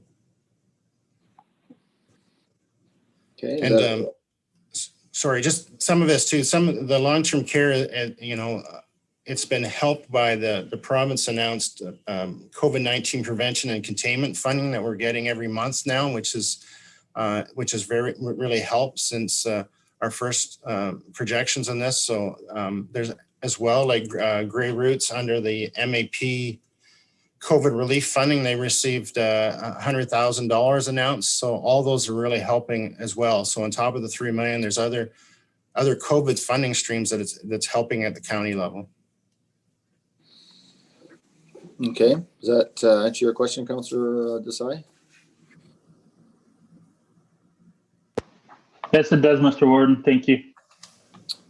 All right, I'm just screening here. Does anybody else have anything to say to this report?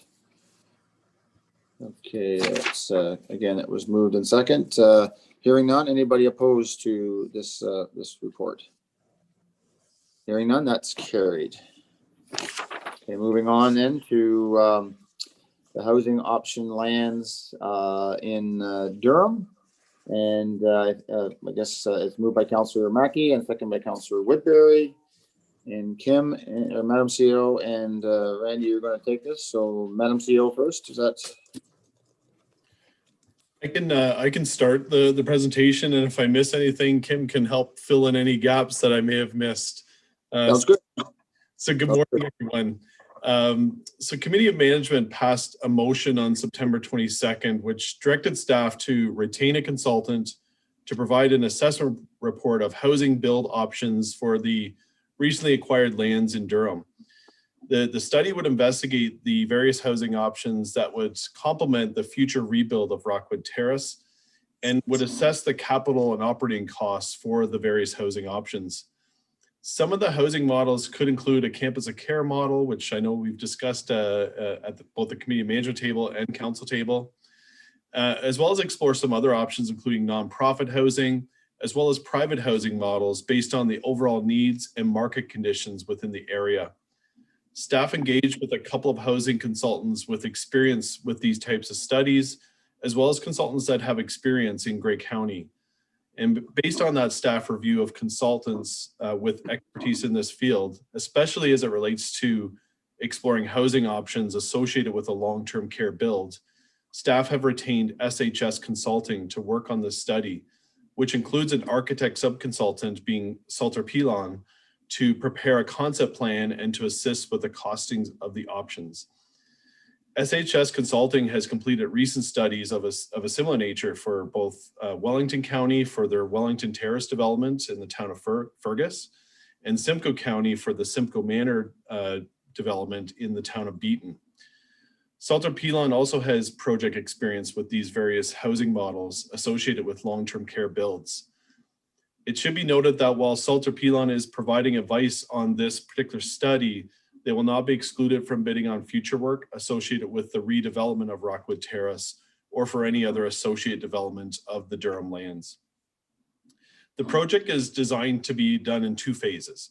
So the first phase of the study would consist of a market assessment to determine the need and demand for various senior housing options in this area. Interviews and focus groups will be conducted as part of this phase to assess the housing needs. And this phase would also review housing trends and preferences, including housing types such as assisted living, rental housing, both market and affordable, garden homes, memory care units, and life lease equity forms of housings, as well as potentially others. A supply analysis will also be done to determine the housing options that either exist or are proposed already within the area, and look at the nature of the accommodation and supports that are being offered today. Also looking at the pricing and affordability of those supports, and looking at occupancy rates as well as our waiting lists, including our county housing waiting lists. A report would be provided showing the findings from phase one. Phase two of the project would be the preparation of a business plan for the various housing options, and would look at the potential capital and operating costs. This phase would also explore sources of funding, including funding from provincial and federal programs, options for governance, a review of similar developments elsewhere, and identifying required planning approvals. A concept plan would also be developed as part of the phase two. The project is estimated to take approximately 6 months to complete, and the consultant is able to start right away. The project was estimated to cost $75,000. Based on the project bid, the project is anticipated to cost approximately $57,500 plus HST. So based on HSS's experience with similar related projects, including in Wellington County and Simcoe County, as well as their previous experience on housing option studies associated with long-term care builds, as well as their experience and knowledge based on past projects in Grey County, the purchasing and materials manager, in consultation with the director of corporate services, single source this work to SHS Consulting as per the purchasing policy. Kim, I don't know if I missed anything. If you have anything further to add, that just provides an overview of this, and we're excited to work with HS Consulting Yes. on this project and to bring this information forward to council.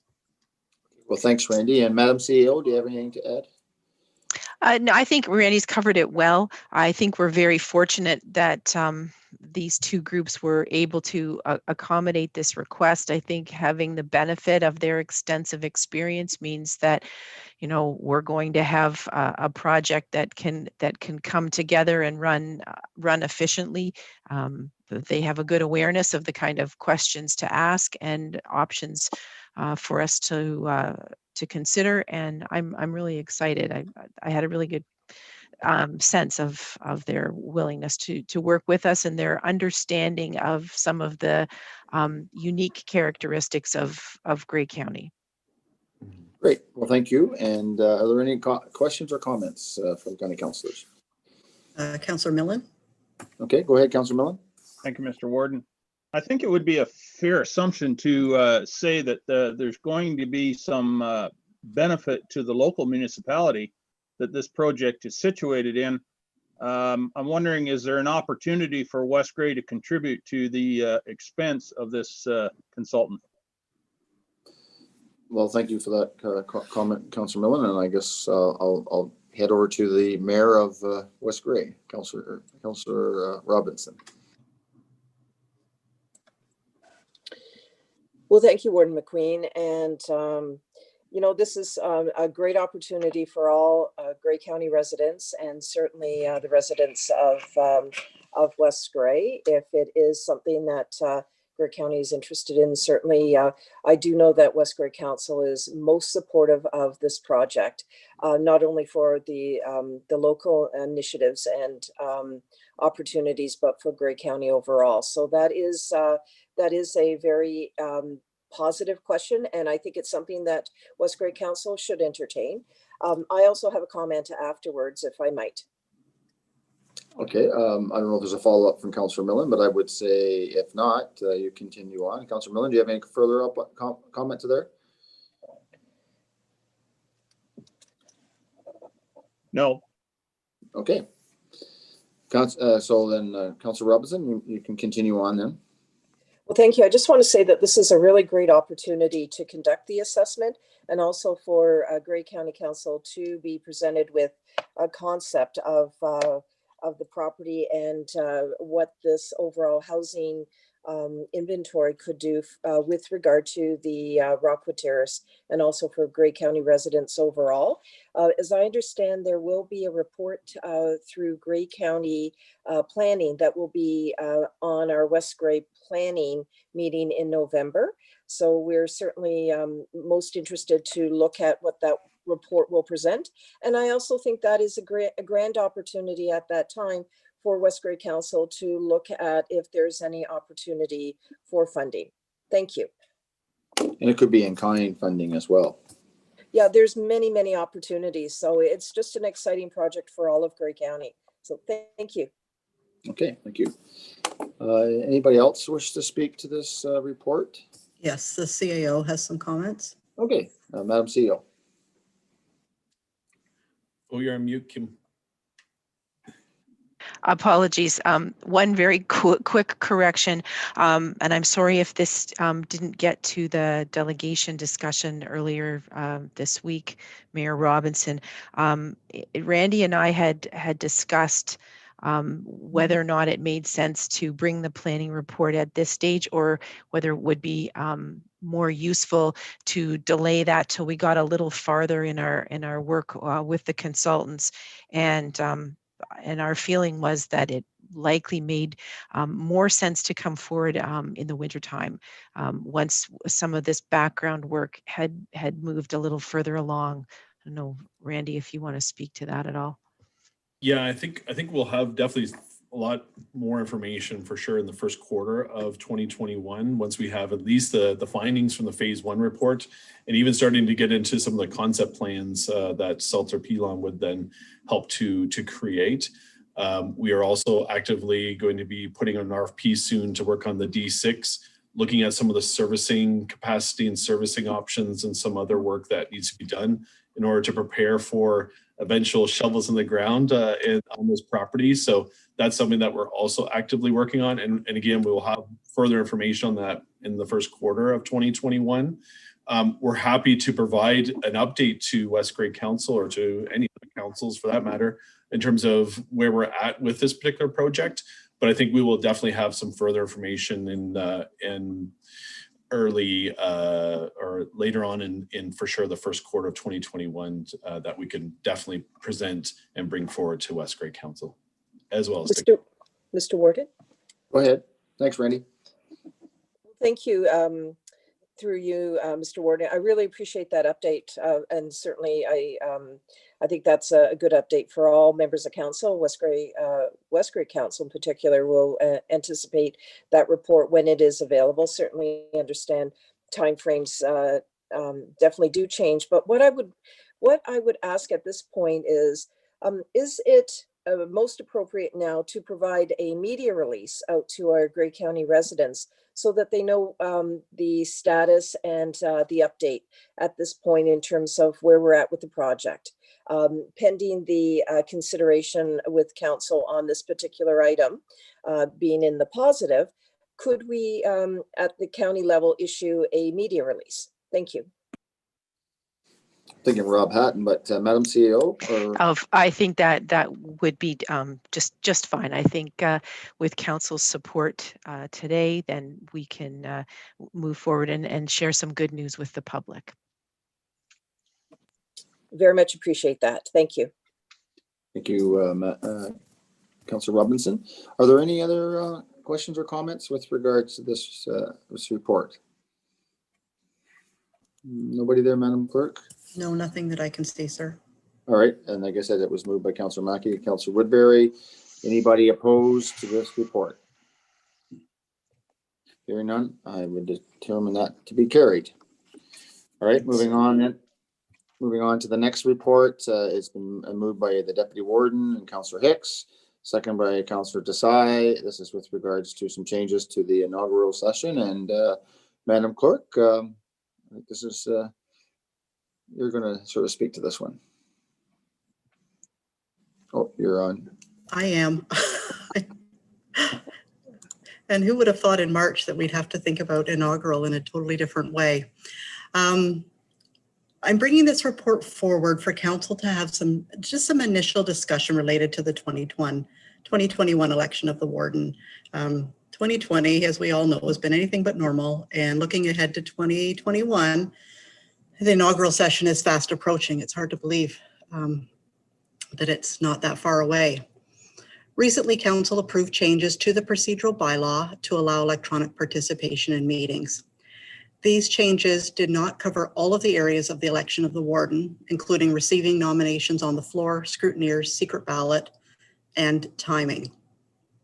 So historically, council will know that the election of the warden is held in person on the first Tuesday in December at 7:30.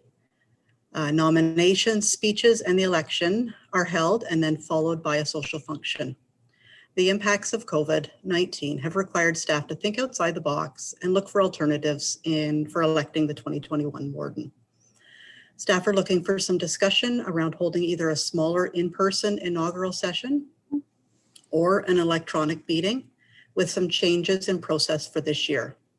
And the report outlines some pros and cons to both of those options for council's consideration. The climate of the day, the current provincial and health regulations in place closer to December 1st may in fact dictate which option may be viable. It just depends on where things are at. And as much as it's not that far away, things are changing on a regular basis. Some of the changes noted in the report, including moving the time to an earlier day, as there will be no social function to follow, implementing a deadline for nominations so that if an electronic poll is necessary, this can be developed in advance of a meeting, and the waiving of scrutineers should the meeting be held in electronic form. Zoom, which we've been using for our council meetings, does allow for an anonymous poll to be created, and reaching out to my peers in some other counties, Huron-Dufferin and Simcoe, they're also looking to use this feature should it be required. Either way, Closer to the time, staff would be looking for a motion to waive certain sections of the procedural bylaw if they are in order, closer to the inaugural date as noted above. And it would include, what it includes will be dependent on whether it's an in-person meeting or an electronic meeting. And in accordance with the procedural bylaw, a 2/3 majority is required in order to waive any section of the bylaw. So I'm really looking for some initial discussion from council members on electronic meeting versus in-person. We also, because we've never used a poll before, if council wishes to and show how it would work and the anonymity around it, Rob has prepared a short, lighthearted poll that we could run through if council would like to just see how it works. So I'm open for questions. I'd really like to hear your thoughts on a smaller in-person meeting versus an electronic inaugural session. Okay, well, let's get some comments first and then we'll bring Rob in. Okay. KC, Councillor Desai. Go ahead, Councillor Desai. Thank you very much, Mr. Warden. It's not a secret that I love in-person meetings a lot more than Zoom meetings. But I think one of the things we need to consider is everyone feeling comfortable and being able to participate in the election of the warden. It's an important office. It's the head of our council. And I don't think it's fair to ask that certain people for the fear of their health not participate in it. So as much as I would like to have an in-person meeting, I think it would be appropriate to have a virtual meeting, especially if there are ways that we can have a voting mechanism in place, which would mirror what we would do in the council chambers in person with the secret ballot and whatnot. And with regards to the lighthearted poll, I want to do it at this point just to see what the lighthearted poll is. But again, it was a really good report, and it's a tough decision, I understand, especially when some of us are looking forward to being back in council chambers. But I think it's fair to everyone to have it virtually. If that's I think that's the best way forward. Thank you very much, Mr. Warden. Okay, well, thank you very much for your comments, sir, Councillor Desai. Any other comments? Councillor Millen. Go ahead, Councillor Millen. Thank you, Mr. Warden. I have no problem with within a virtual meeting such as we're having. One concern I do have is the voting, and I have full faith in Rob's magic and Heather's endorsement. But that said, I'm just wondering, would the vote have to be conducted like right at the moment the vote is called, or would there be an opportunity to say, okay, you need to vote over the course of, say, 2 or 3 days, whatever? Because some people's internet, mine included, is pretty wonky, and if right at that moment my internet craps out, now my franchise is gone. So I'm wondering if that would be a consideration to conduct the vote over a period of time so that everyone has a fair opportunity to submit their ballot. Thank you. Good comments. Are there any other comments? Councillor Potter had some comments. Go ahead, Yes, Councillor. very quickly. I just wanted to agree with Councillor Desai. I would love to see an in-person meeting, but I think for this year, we are going to have to get used to things being different, and this is one of them. If we can't have the social time afterwards, which to me is every bit as important as the actual election, then I think we are better to do this a safe way and to continue to show leadership to the community that we are taking the right measures. Okay, good comments. Anybody else? Councillor Patterson and Councillor Robinson. Okay, Councillor Patterson. Thank you, Warden. I look at it as we are leaders in this county. We need to set the example because people are looking at us. and we need to be safe. We're telling people to continue with these electronic meetings and physically distance. So I think an electronic meeting would be just fine. And if there was an issue with any internet, could that individual call in their vote? Like, there are ways around it if somebody's internet goes down, and Rob can probably speak to that. Thank you. Right. Okay, thank you. And I think you said Mayor Compass, is that what you said? Councillor Robinson. Oh, sorry, Councillor Robinson. Sorry. Go ahead, Councillor Robinson. Oh, thank you. And through you, statement, question. So I absolutely support the idea of having a virtual meeting for all of the statements made by county councillors. So I don't need to repeat all that. My question is, there was most recently an AMO election for a number of caucuses. And one of the opportunities that delegates were able to be involved in was to look at any of the speeches they wish to, and that may help determine or help formulate part of their decision to vote. Is there an opportunity that, should there be a race, that that the potential candidates record their message in advance? Thank you. Okay. Good comments. I think you were part of those candidates. That's correct. Right. And I, through you, Mr. Warden, I think we are open. We have to think outside the box this year. And so we have to think about other ways of doing things. And if we have, you know, more than one candidate for warden for 2021, then that would be a discussion that, as the clerk, I could have with each of those candidates about putting their speeches in writing and sending those out for council's review prior to the inaugural session. That's certainly a discussion to have. You check for grammar first? Always. All right. Any other comments out there before we go to Rob? Okay, Rob? Sorry, I don't know if Councillor Desai has another question. I see his hand. Nope. No, Okay. no, thank you. Okay. He's just moving around. He's just moving things around there, like me. Okay, Mr. Hatton, would you like to give us a small presentation? Absolutely. So I think I'll just start by saying that Zoom has a lot of features in it, many of them that we don't really have an opportunity to use all of the time. But this is a platform that isn't made for running government particularly. So there are just some concessions that we need to make when we're using it as an online platform.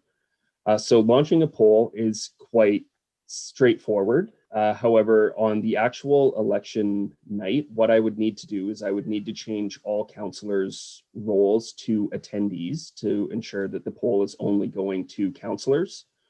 Right now, since this is just a lighthearted one, as Heather's calling it, I'm going to issue it to everyone, and I'd just ask the staff and senior management not to participate in this as it goes up. So as Heather says, this is a lighthearted poll, but this is actually one of the most divided and controversial issues going in my household, and I'm sure many others as well. So you should see it pop up now. So this will be the question. And you can see there's a timer going at the top. At least I can see the timer anyways. So we would probably allow a set amount of time to participate. Are you having the opportunity to click on that as panelists right now? It says hosts and panelists cannot vote. Okay, I will relaunch poll and allow panelists to vote. So this is how it would only go to attendees if I do it the other way. So I will launch this now and we can settle it once and for all.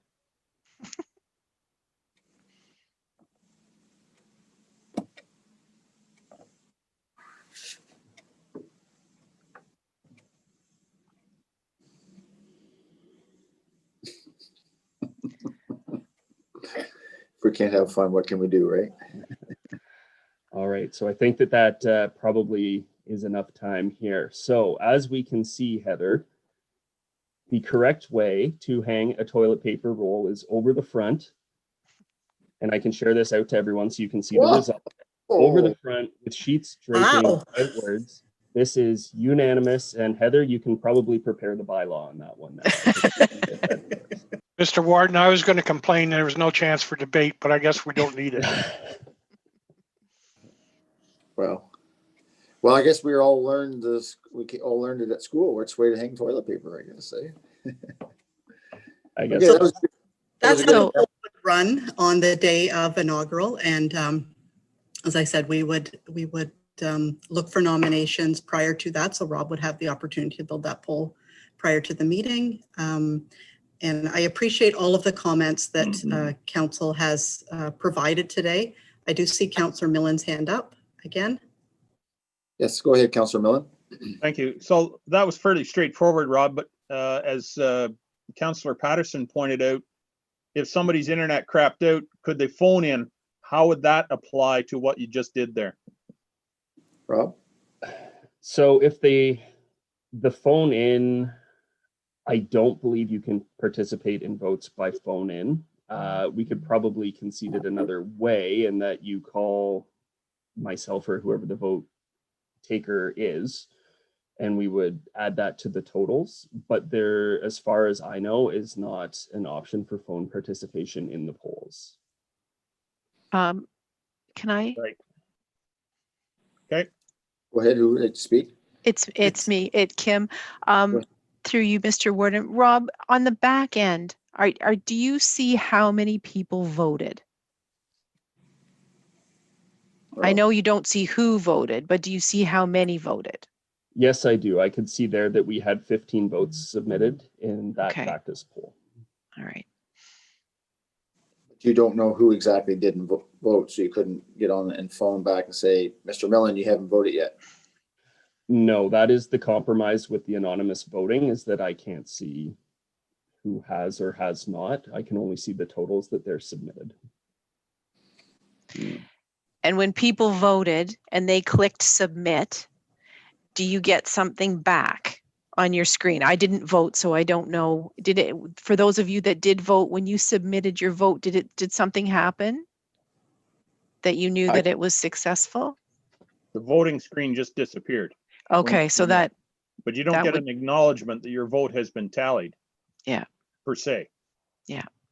Other than it when it tapped on it, it went blue. At least mine did. Well, yeah, and the screen disappears once you hit submit. Yeah. I do see Councillor Hicks with his hand up. Councillor Hicks, Deputy Warden. Thank you, Mr. Warden.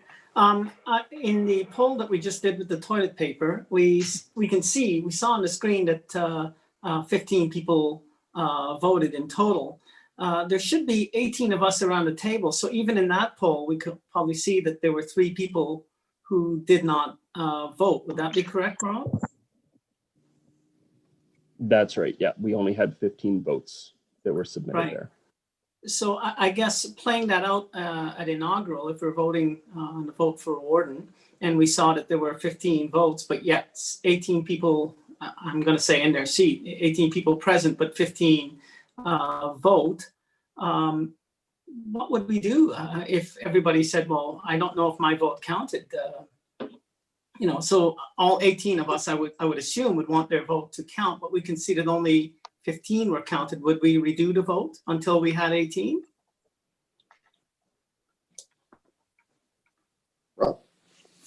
That would certainly be an option that we could do. I don't know, Heather, if you would have an alternative to that, but that's what I would suggest, is we redo it until we have the correct number of votes cast.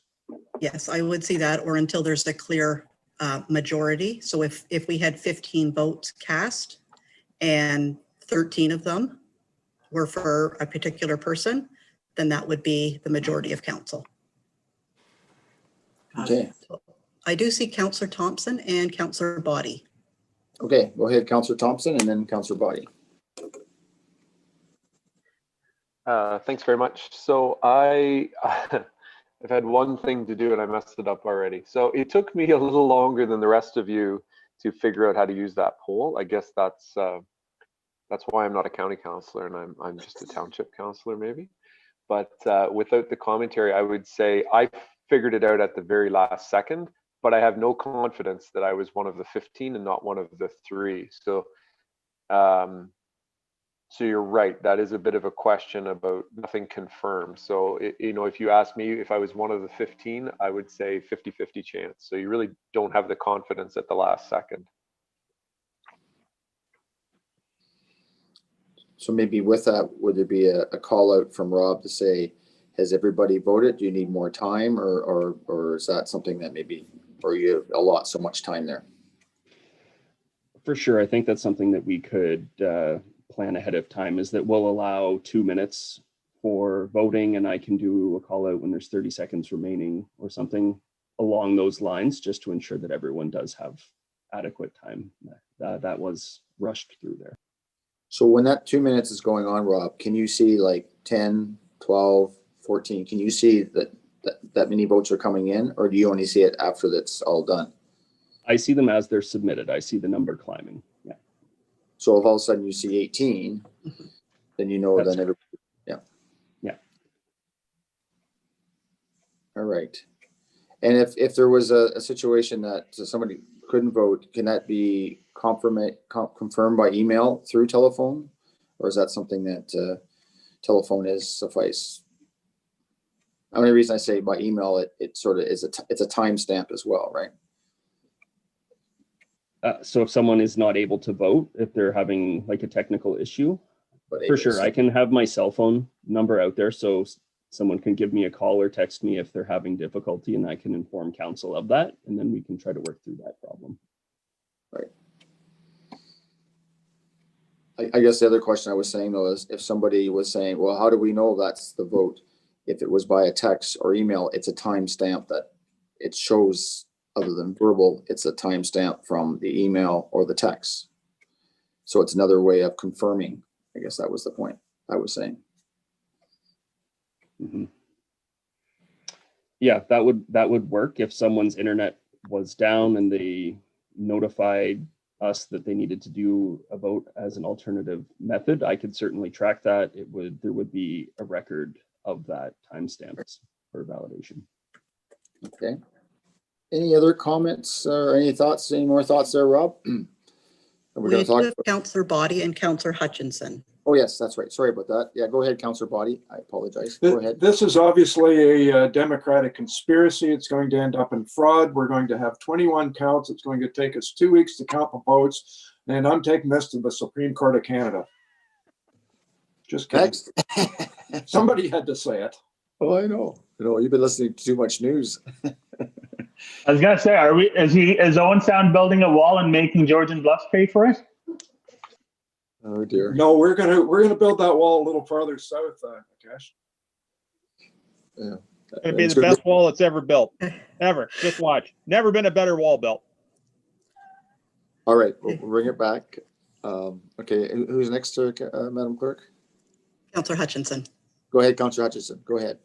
Thank you, Mr. Warden. Well, I'm happy with where we are up to here, but what happens if we get to where we were in this term, where we have a tie? How's that going to unfold? Just out of curiosity, because not sure how that one would work. Madam Clerk. Oh, that's a good question. The really is the tie vote, as per the procedural bylaw, is 2 names placed in a hat or the ballot box, and a name is drawn. So that is in our procedural bylaw, and through Zoom, that could happen where each name, we would know exactly who is running, and we would have each name, Councillor A, Councillor B. You would see me put those in the box. We would have perhaps the CAO draw the name out and show through Zoom which name was drawn. So very similar, but not to what happened last year. Thank you for the clarity. I just wanted to know what we had a plan there. Thank you. Okay, are there any other questions to this report? So for clarity to you, Madam Clerk, I'm sort of gathering electronic form is the way everybody is saying. Do we need it to do one of your test polls there, Rob? Maybe not. I think I've got some clear direction here, and I will then bring some motions forward closer to that time. We'll see what where we're at with the climate and regulations and such. And I will bring back a motion for council to consider related to making, waiving certain sections of the procedural bylaw. Now, I do see that Councillor Robinson noted a comment. Councillor Robinson? My only comment was, and it's already been addressed by other members of County Council, and that was to also include some sort of recognition after we vote that the vote has in fact been submitted. So if there's a receipt opportunity there. So thank you. Okay, so Madam Clerk, we do have it moved by Councillor Desai and, or sorry, Councillor Hicks and Councillor Desai. Do you need some direction to say that we're supporting electronic versus in-house, or you're okay? I'm okay with that. I've gotten clear. Council has been very clear in their response for electronic, and I will be bringing forward a motion at likely the next meeting under business arising for council's consideration. And I was just looking at the the calendar for November. You have November 12th and 26th. And I guess it all depends on, well, if we're going electronic, that pretty well takes care of the, if it increases or whatever anyway. So correct. I would leave it up to there. Okay, is there any further discussion on this report? Hearing none. Anybody opposed? Okay, so that's carried. Thank you, Madam Clerk and everyone. All right, so then moving forward, we have the next one with regards to EMS coverage for the county, and it's moved by Councillor Desai and Councillor Mackey. And Kevin McNabb, you're going to speak to this report. Morning, County Council. I'll just bring up the report here. Presentation.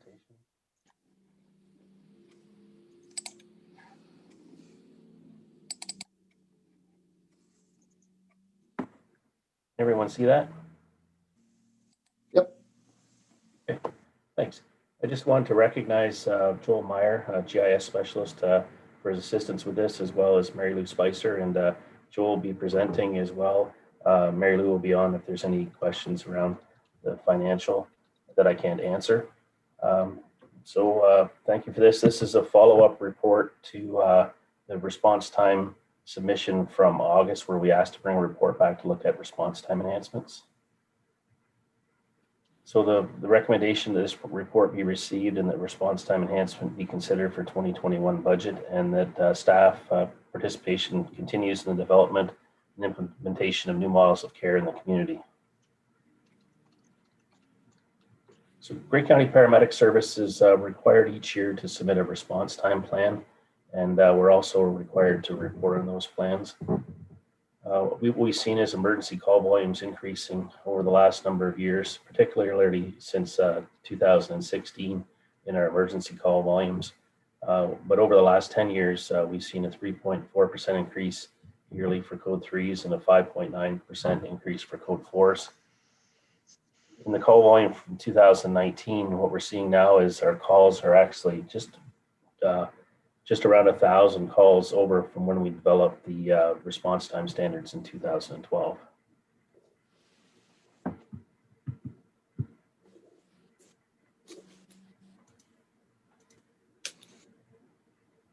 So addressing some of these volumes, what we've looked at is things to maintain response times. We've focused our response on emergency calls. At one time, we used to do 40 to 45% of our calls were non-emergency transfers. Now we look at approximately 2% are non-emergency transfers. In 2011, due to call volumes on weekends and holidays, we've upstaffed at Craigleith, just in regards to the increased ski season in the Blue Mountains area. In 2013, we utilized an 8-hour day car, and partial of that funding went to upstaff Dundalk. And then in 15, we did the same thing for Craigleith to upstaff that base. And in 2019, we utilized an 8-hour ambulance on Monday to Friday to put a first response unit on 7 days per week. We've also looked at community programs to address call volumes. Since 2015, we have a home visit program where we look after patients with chronic disease like CHF, COPD, and diabetes. We have an expanded scope of care for our community paramedics. We have community clinics. They're in Owen Sound, Meaford, and Thornbury.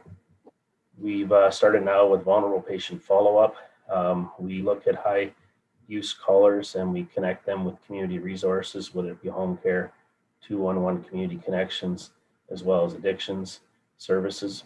Our paramedics on the road, they have a screening tool for patients over 65 that could be deemed at risk as well as we have the paramedics that are doing this on their own as a special unit. And we've also, for a number of years, utilized the mental health urgent response team. We have a partnership with them to work within the community to respond to mental health emergencies, to work alongside us to get people the care they need in their home. So around response times and emergency coverage, we break our response times down by CTAS, and we've seen numerous presentations on this in cardiac arrest. The first two categories of the cardiac arrest, it's a 6-minute response 40% of the time, and our CTAS one is an 8-minute response 60% of the time. These calls, they only represent though roughly about 2% of our call volume, and just because of the short time frames, we do find them difficult to reach those in a significant amount of time. You'll see based upon where our population is and how we meet those targets. But really what we face in rural Ontario, it is an area problem. I sometimes compare this to when I worked in Toronto. We had 625 square kilometers, but we had close to 50 bases and 100 ambulances. In Grey County, we have 4,500, 4,600 square kilometers, and really almost one base location is as big as the size of Toronto. And but you know, we are busy, and that's the problem is we have busy times where we have 3, 4, 5 calls at a time, but we're covering such a large area, so we try to spread out as much as we can to cover those areas. So this was put together by Joel for us, and he looks at the population within the response time and then outside the response time. And when we say 6 minutes and 8 minutes, 6 minutes for cardiac arrest and 8 minutes for CTAS 1, and then 14 minutes for our CTAS 2, what we do is we build into those a 1 minute shoot time, because it's not from the time that we, the drive time, it's from the time we actually get the call. So we build in that shoot time where we actually get the call, get in the vehicle and get going, locate the address. So if you look at the population within the cardiac arrest, 31% of the population rely upon that, and we're over the 40%, so we are meeting better than what our population would say. And our CTAS 1, 42% of the population, and we're above 60%. And CTAS 2, the 14-minute drive time, we're around that 90%, just under the 90% mark. And it's similar for the CTAS 3 to 5. We're in the mid-90s for it. So this slide just gives you a look at our response times. First of all, for 2019, where we've met the criteria in all areas except for the CTAS 2. The last time that we met in that area was in 2015, and that's typically where we started to see the rise in emergency calls in that period of time. But we are close. We're not very far under that target, and the other areas we have been meeting there. Mostly, there was a period of time where we didn't meet in the cardiac arrest area of 40%, but we have corrected that in the last couple of years. But then, so we are measured against the county response time, but we do look at the lower tier response times, and some of these ones, that falls back to the distance issue again, and especially when you see the sudden cardiac arrest and CTAS 1s, like just to draw some comparators. If you look at Hanover and Owen Sound, where we only look at that municipality where we have an ambulance base, we do meet those targets quite strongly. But when you get into other municipalities where a lot of the population is outside of an urban area where our bases are, that's where you start to see some of these response times drop off. But overall, we're meeting the response time targets for the county. But what this chart does show us is there is some areas, if you look at Chatsworth and Grey Highlands and some other areas as well, and overall to look at areas where if we were looking at improving response times where we could. And I always like these ones. I like to go back in history just to see, because it's good to see that how we break them down by CTAS, but overall, our county response time in 2019 was 14 minutes and 51 seconds. And when we assumed the service in 2004 with a significant less number of code 4 calls, we were around 17 minutes. So with the support of council, we have actually improved our response time from when we took over. And just to give you an idea of the average response time is 7 minutes and 43 seconds. In 2019, we upstaffed Chatsworth. It's been great to be able to have a base in that area. We moved a 12-hour car out of Owen Sound. And when we don't have that car there right now, we do, and when resources are available, we move them out from Owen Sound or use our community paramedic to cover those areas. In Chatsworth in 2019, there was 379 code 4 calls and 145 code 3 calls. You can see that we have made a difference there. Roughly 4 code 4 calls decreased by 3 minutes from 2017. And when we're during staff hours, we actually decreased our response time by over 4 minutes. And our average response time also decreased by over 2 minutes during the same time frame. We did see some improvements, particularly around the CTAS-2, roughly about 10% increase, but the cardiac arrest and CTAS-1s, we really didn't see any, and maybe a bit of through the CTAS-3 and 5 when you break them out. But just back to those call volumes, when you start breaking them down, 379 calls and that, it's hard to move some of those numbers. And that was just the chart to show you that when you look at the 90th percentile for code 4s, when the unit's staffed, it's 17 minutes and 18 seconds. But when we don't have a vehicle there, it's 21 minutes and 14 seconds, which is 4 minutes, which is a significant movement off a 90th percentile to drop those timeframes down. So Joel's going to help with the analysis, and I thank him for this. He's going to go through some analysis that we run. Thanks, Kevin. Hopefully everyone can hear me okay. So Kevin had asked me to give a visual for the response times and also to do some analysis to see about where potential future bases could be. So as you can see on the slide, there are currently 8 bases. Some operate 24 hours a day. The Chatsworth one does not. It only operates 12 hours a day. So if we go to the next slide, you can see a map of, no, it's all right. Oh, sorry. If we look at the analysis, so we wanted to see what would happen, what the coverage would look like for 24-hour days from Chatsworth. So we want, like Kevin said, the idea is to maximize coverage within the county. So trying to see using the bases we already have, and then looking at where potentially we could put additional ones to maximize that coverage and be able to serve the residents of the county better. So if we look at the next slide is the investigation. So the addition of a night base. So we use the CTAS-2 response standard, as that's the most common response that the cars are making. So it was used to figure out the drive time. So it's a 15-minute response with a 1-minute shoot time for 14 minutes of actual driving. So if we look at the next slide, we can see what our current response time is while all bases are manned. So you can see we have fairly good coverage within the county, but there are some notable exceptions down in the southeast corner and up in the northwest. There are some empty areas, and this is all the response time. So the darker the blue, the more time they're given. So if you look on the legend there, you'll see SCA, so sudden cardiac arrest.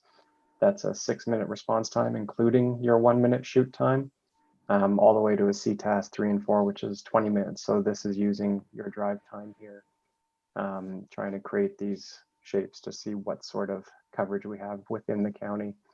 Obviously, the SCA times are going to be quite small, and the more time you have, the larger drive time area you have.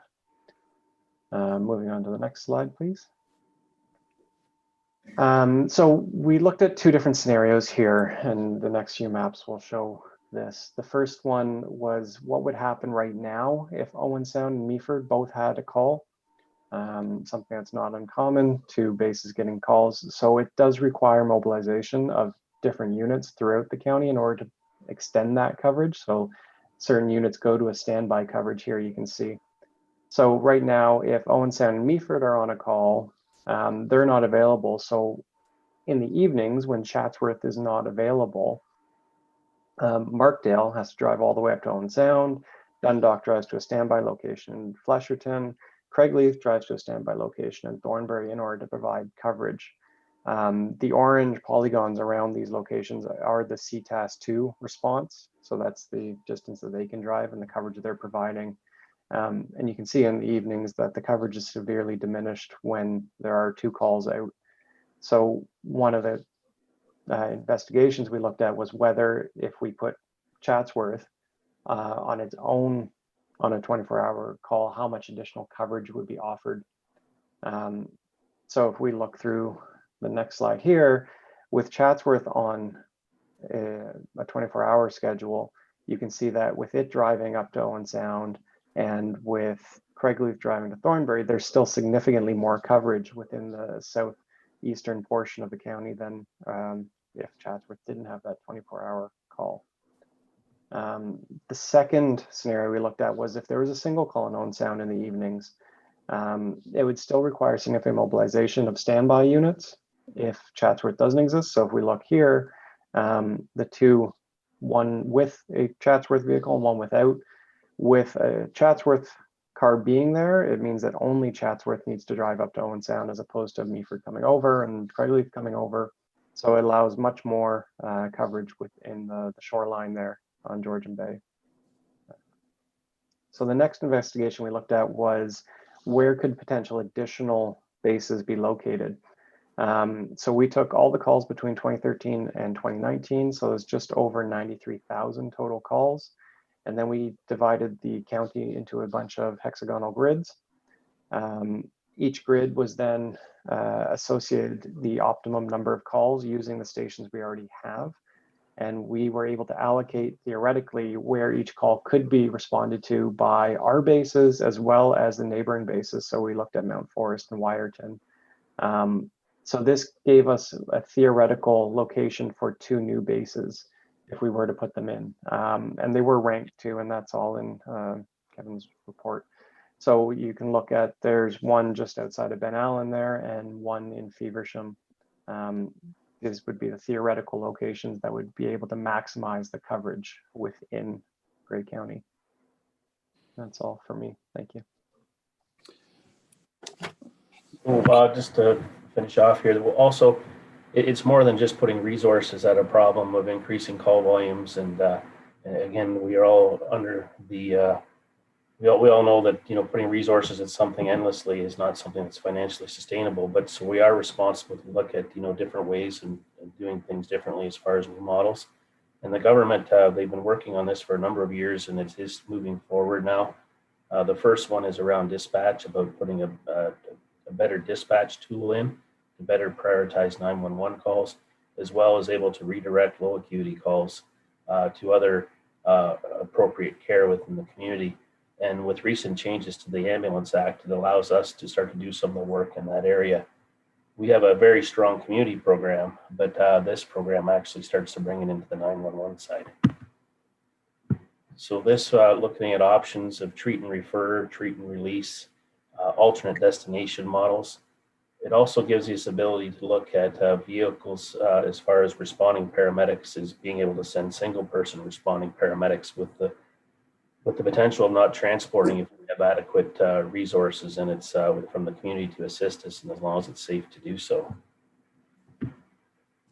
So the first two models of care that the province is looking at, one is around palliative care, and one I'm looking forward to it will be a fairly easy one, will be one of an alternate destination. Right now we have to transport to a hospital site. With a new model of care, we'll be able to transport a patient directly to a hospice. So we look forward to be able to do that. Also, the ability with this another model of care is to, if the goals of care for that person would remain at home, you would see an expanded scope of care for the 911 paramedics or a community paramedic or a single person response paramedic that would help manage symptoms in their home. As well, for mental health calls, behavioral emergencies, looking at working with community agencies about sending a single person response for patients that require in-home care and in-home supports, again, working with a mental health professional. What this does is allow us more flexibility to deliver this care. Not everybody needs to go to the hospital. We can work with the community and the community resources to be able to provide this care. And to tell you the truth, I would think a lot of these people that call us, they probably don't have anybody else to call. And so us being able to connect them to community resources and work with our community partners will be a good way of doing this. So it's just another way of being able to deal with some of these calls and the rising of them. So we looked at, as far as our next steps, and one a consideration would be to add night coverage at the Chatsworth base. The cost of that is approximately $700,000. It's more than just the 4 full-time staff. It's all the backfill that's required from them as well to maintain that 7-day coverage. The ministry, they provide funding based upon 50% of the previous year's operating budget. There hasn't been any inflationary increases in 2020. So what we're looking at is the first year would be 100% funded by the county.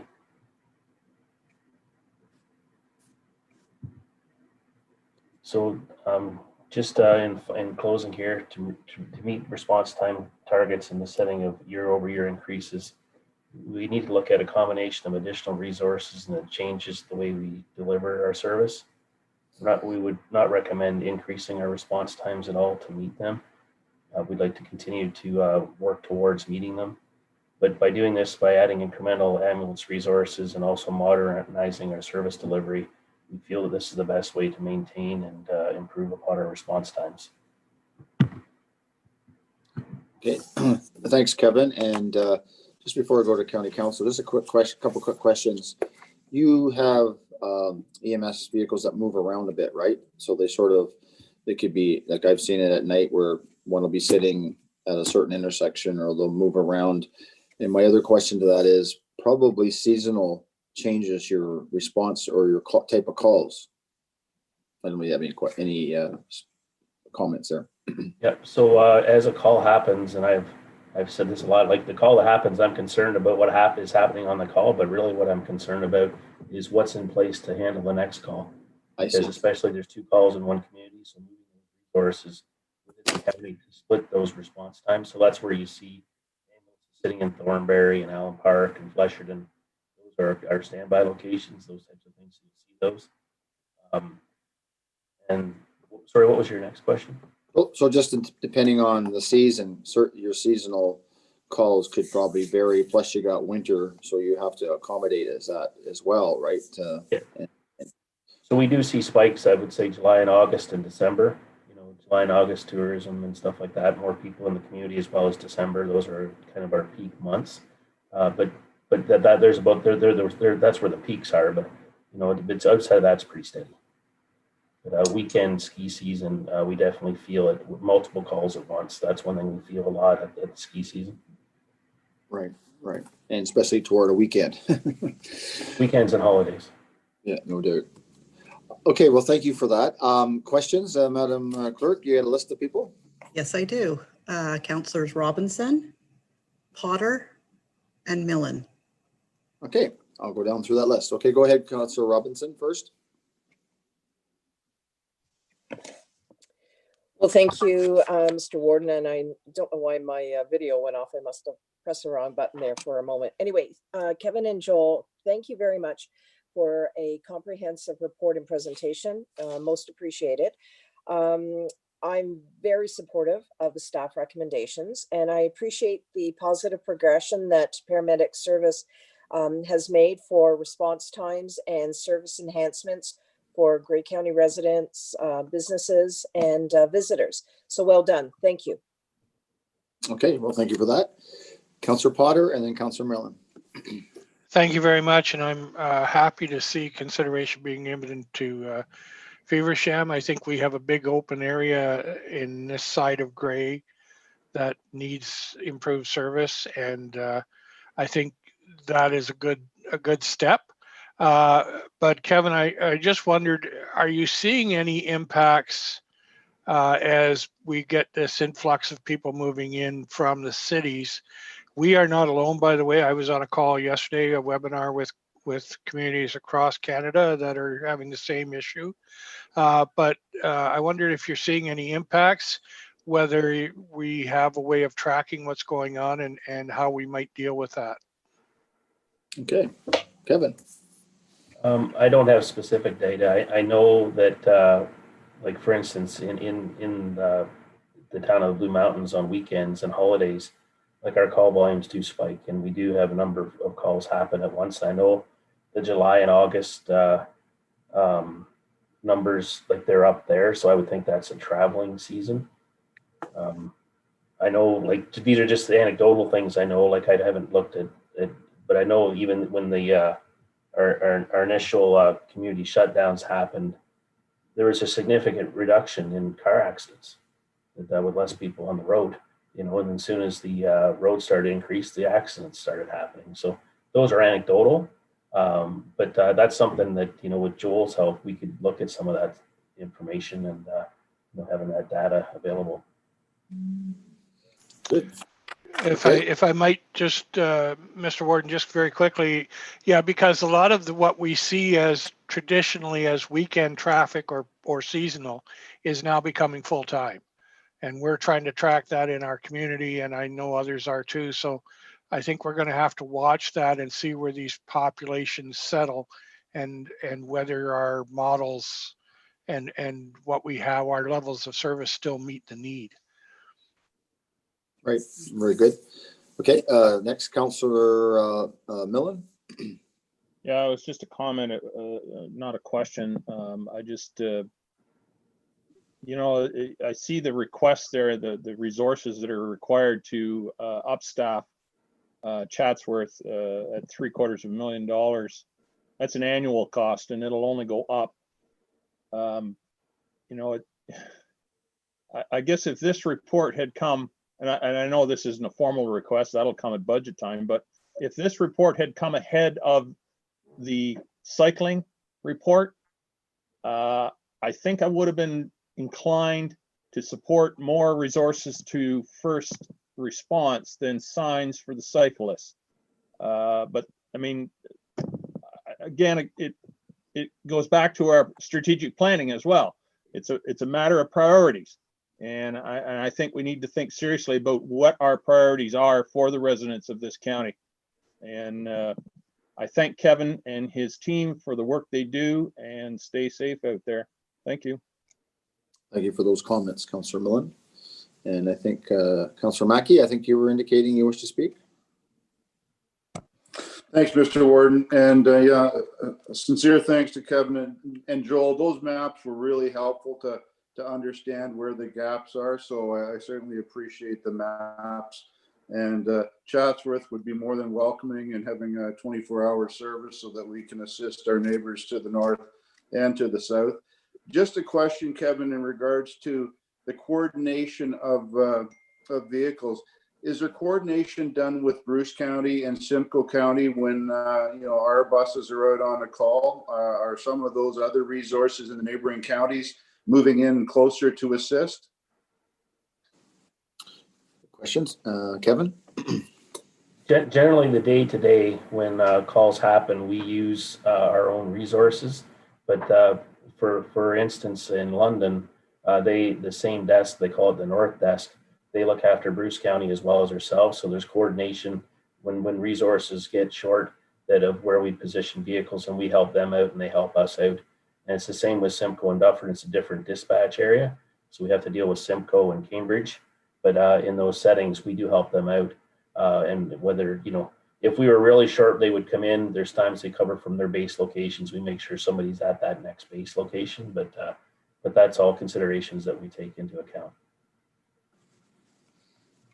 Okay, Thank you for this, Scott. Madam Clerk, is there anybody else wishes to speak? No, sir. Okay, so thanks very much, Kevin and staff, for bringing this forward, and good information. It's always interesting to hear those stats and how we're improving as we go along. This is moved by Councillor Desai and Councillor Mackey. This is back to say what was moved on before. And is there anybody opposed to this resolution, this report? Okay, hearing none, that is carried. All right, so moving on then to the Cedar Rail Campground OPA 3, and this has been moved by Councillor Mackey and seconded by Councillor O'Leary. And is Scott is going to take this one on, or Randy? I'll take it. Thank you very much, Warden McQueen and members of council. I'm just going to share my screen here. So you must be at home, because I don't think I see you in your office. yeah, I'm at home for today. So can everyone see the presentation there on the screen now? Well, I can. Excellent. Yeah. Go ahead. Thank you very much. So what we have before us is a good news story. It's the story about the Cedar Rail Family Campground, and I'll just show you on a map here where we're located. This is on the county line, just north of Scone and north of Grey Road 25 there in the south end of the map. And then, of course, you have Bruce County to the west across the county line. The campground property itself is about 53 hectares in size. It shares a boundary with the North Saugeen River. And what you can see from the aerial photograph there is that the campground is on the eastern half of the property, and the western half of the property is farmed. And even after this proposed expansion, if it is approved, that western half of the property will remain farmed and remain protected for agriculture in that regard. The Cedar Rail Family Campground was established in 1972, and there are current permissions in the Township of Chatsworth zoning bylaw for 200 campsites, 16 cabins, and 3 cottages. For whatever reason over the years, and likely because it predates the county official plan, it's never been formally recognized in the county plan. That said, it is an entirely legal use because it is recognized in the township zoning bylaw. What they're looking to do through this official plan amendment and an associated zoning amendment that's been submitted to the Township of Chatsworth is amend their approvals such that they could have 300 campsites, 4 cottages, and then they would have the 16 cabin approval removed from the property in that regard. I already said the size of the subject lands. We did have a joint public meeting on this one with Chatsworth on July 15th. I would note this was one of the county's first virtual public meetings, and we ran into a little hiccup because the meeting was supposed to be on July 8th, and that morning widespread internet outages occurred across Chatsworth, so we pivoted and were able to push it back to July 15th. But the Township of Chatsworth was great to deal with in that regard, and their council and staff were excellent on helping facilitate this application to move forward in that regard. What I have here on the screen now is a map showing the existing campground and campsites. And then what you see circled in red there would be the new sites that are proposing to be added. So the 100 new sites that they're looking at in that regard. We did go through the regular planning process and got comments from a number of agencies. Certainly the Saugeen Valley Conservation Authority were involved right from the get-go on this, just with respect to certainly any impacts on the hazard lands and the North Saugeen River in that regard. Our own county transportation services had some comments, being as how it was on a county road and just north of another county road. And the township staff were, as I said, great to deal with. And all of the agencies are supportive of the development now, and there are no further outstanding agency comments in that regard. We did hear from a few members of the public in this regard, and these were people that generally live to the west of the proposed development.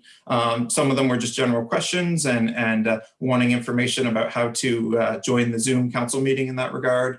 And there were other questions just about the setbacks to their existing dwellings.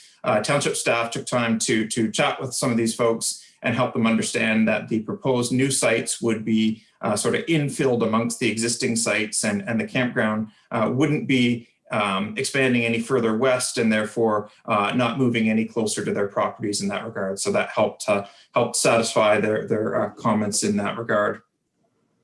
From a planning perspective, as I said, it hasn't been recognized in the county official plan, and these lands are actually designated as agricultural and hazard lands. And if this were a brand new campground, generally we'd be seeking campgrounds of this nature to locate in the rural designation rather than the agricultural lands. That said, because the campground has existed since 1972, and we see great merit in allowing for the successful local business to expand, we are looking at an amendment to the agricultural policies in that regard, as I said, while still protecting the western half of the property. As per normal, the development will remain outside of the hazard land portion of the site, and no further lands would be removed from agricultural production. The lands are being serviced by a private communal septic treatment system that's actually been approved already for the expanded site by the Ministry of the Environment, Conservation and Parks. And there are 2 drilled wells on site that supply the water, and that water treatment system has also been approved by the ministry in that regard. So from a servicing perspective, they've done their homework and they have all their approvals in place. And with respect to the environmental features on site, including both the river and the woodlands in the southeast corner, it's not anticipated that the new development is going to have any further impact on the features on site in that regard. With that being said, and after discussing extensively with township staff, county staff are satisfied that the proposal has regard for matters of provincial interest under the Planning Act. It's consistent with the provincial policy statement and conforms to the goals and objectives of the county official plan. A similar report will be coming forward to Chatsworth Council on the zoning bylaw amendment here shortly, should County Council render a decision on the official plan amendment. As such, my recommendation is that the Committee of the Whole receive this report and that a bylaw be prepared for the subsequent November 12th County Council session to look at the exception for this campground facility. So that's all I have at this stage, but certainly be happy to take any questions if there are any from the committee in this regard. Okay, well, thanks, Scott, for that. And we'll go back to committee. Any questions to this report from planning? I can't see the screen yet, so I still have, there we are. Shirley, go ahead. Thanks very much, Mr. Warden, and thank you, Scott, for your presentation. I'm just curious about the cabins, if I may. I noted that you suggested the approval for the 16 current cabins be removed. And is it just that the cabins are older and need to be torn down, or they are not in use, or not really meeting market needs anymore? Or how can you share anything in relation to the cabins? What? Thank you, through you, Mr. Warden. It's my understanding that they had the approval for the cabins on this property, but that they weren't actually built. So that was a future expansion plan at one point, but they didn't move forward with building those cabins. So it really is just the campsites and the cottages that exist there today, and they would be expanding the campsites by 100 and expanding the cottages by 1 additional cottage in that regard. Okay, thank you. Okay, thank you. Further questions? Councillor Mackey, Deputy or Mayor. Thanks, Mr. Warden. Just, on behalf of Township of Chatsworth Council, Cedar Rail has been in existence for a long time, and we are in strong support of this being approved. They've been really good corporate citizens, and they have a lot of both full-time seasonal and a few additional campsites that are available. This isn't interfering with any agricultural land. This is all within the contained campground now, and I would hope that council sees fit to approve it. Thank you. Okay, thanks for that and bringing that forward.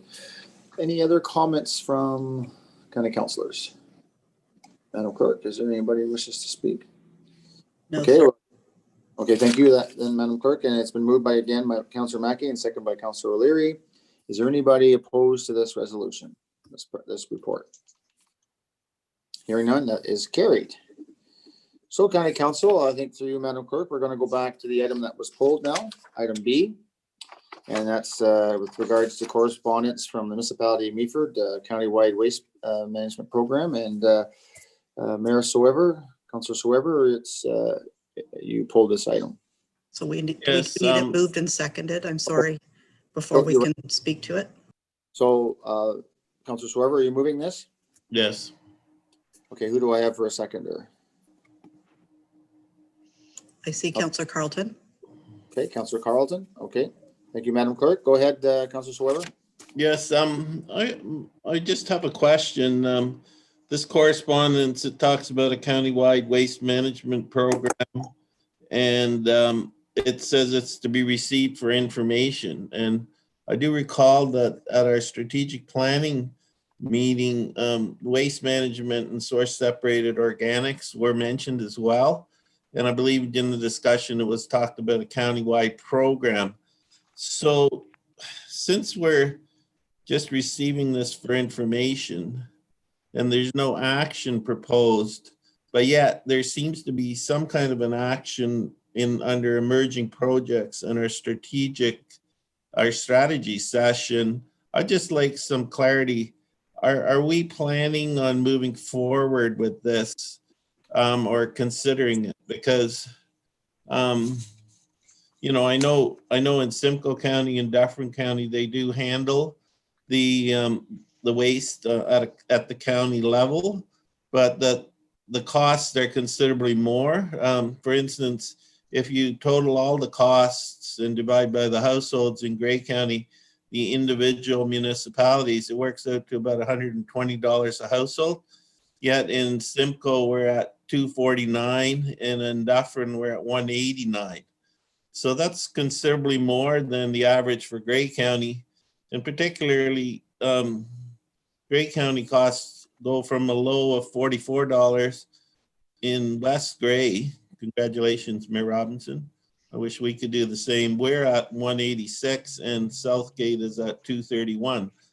And of course, so, you know, my question is just, this is going to have a huge impacts on local taxation and potential increases to some of the local municipalities who are doing this in a very efficient manner. And I think overall in Grey County, we're doing it quite efficiently as our costs are half of Simcoe.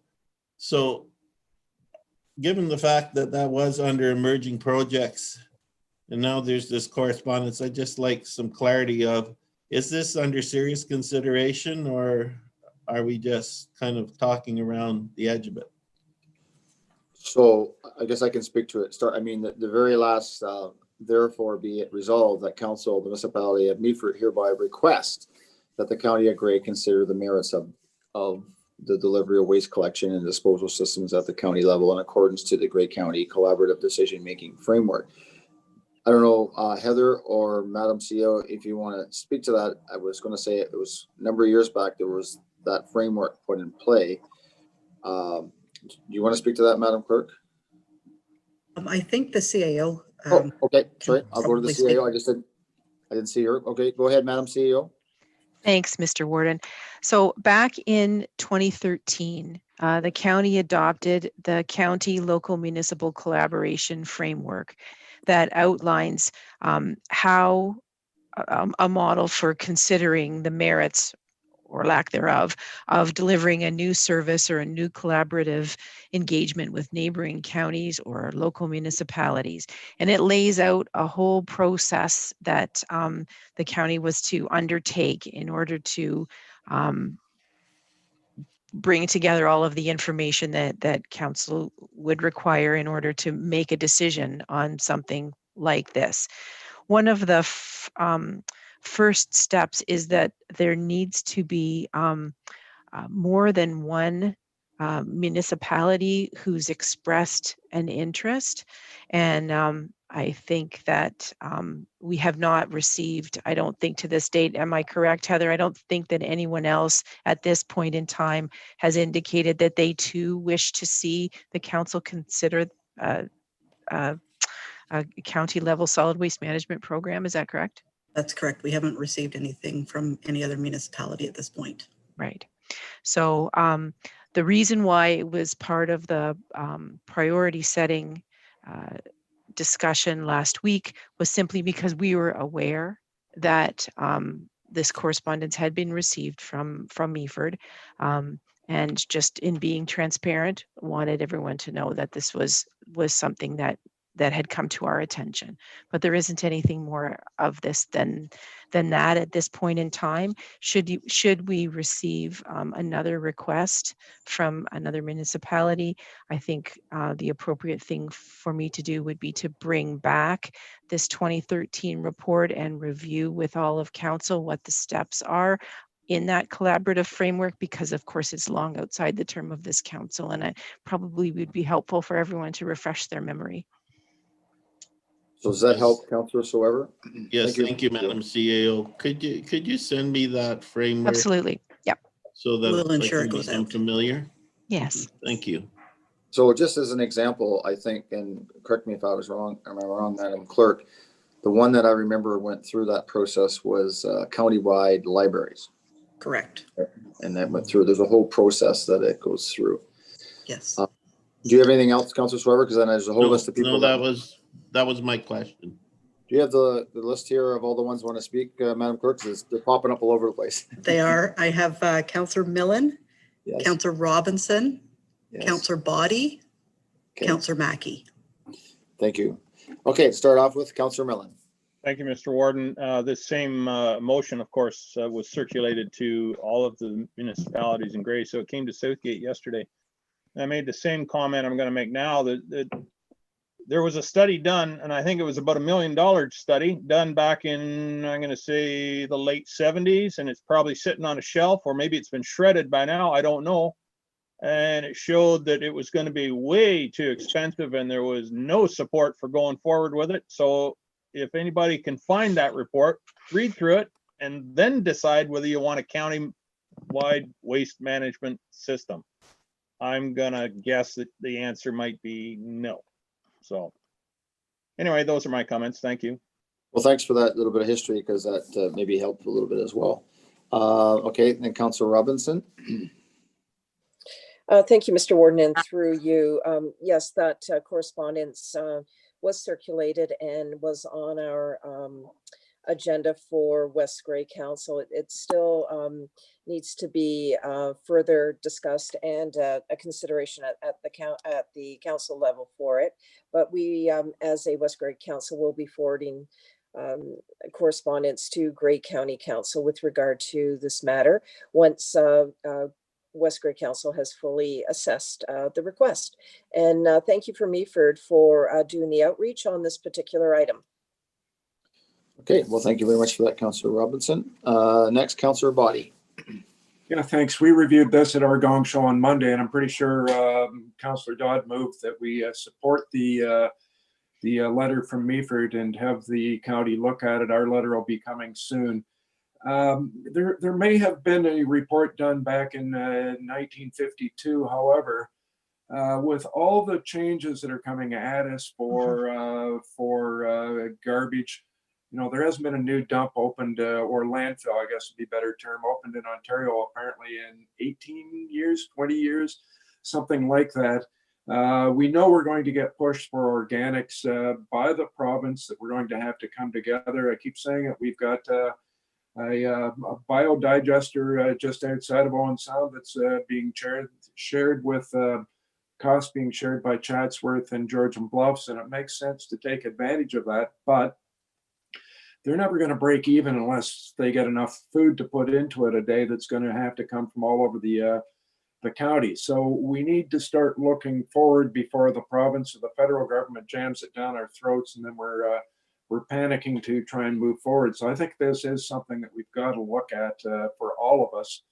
And I think Meaford, Shirley, you can maybe reply, but I understand your landfill contract or your garbage pickup contract has gone up something like 48%, which is nuts. That means that it's coming our way next. It's going to Georgian Bluffs that use the same carrier shortly after that. And you know, maybe if your municipality runs their own service, you're going to be bulletproof, but some of us aren't going to be. And I think we got to start thinking about this proactively in advance. Thanks.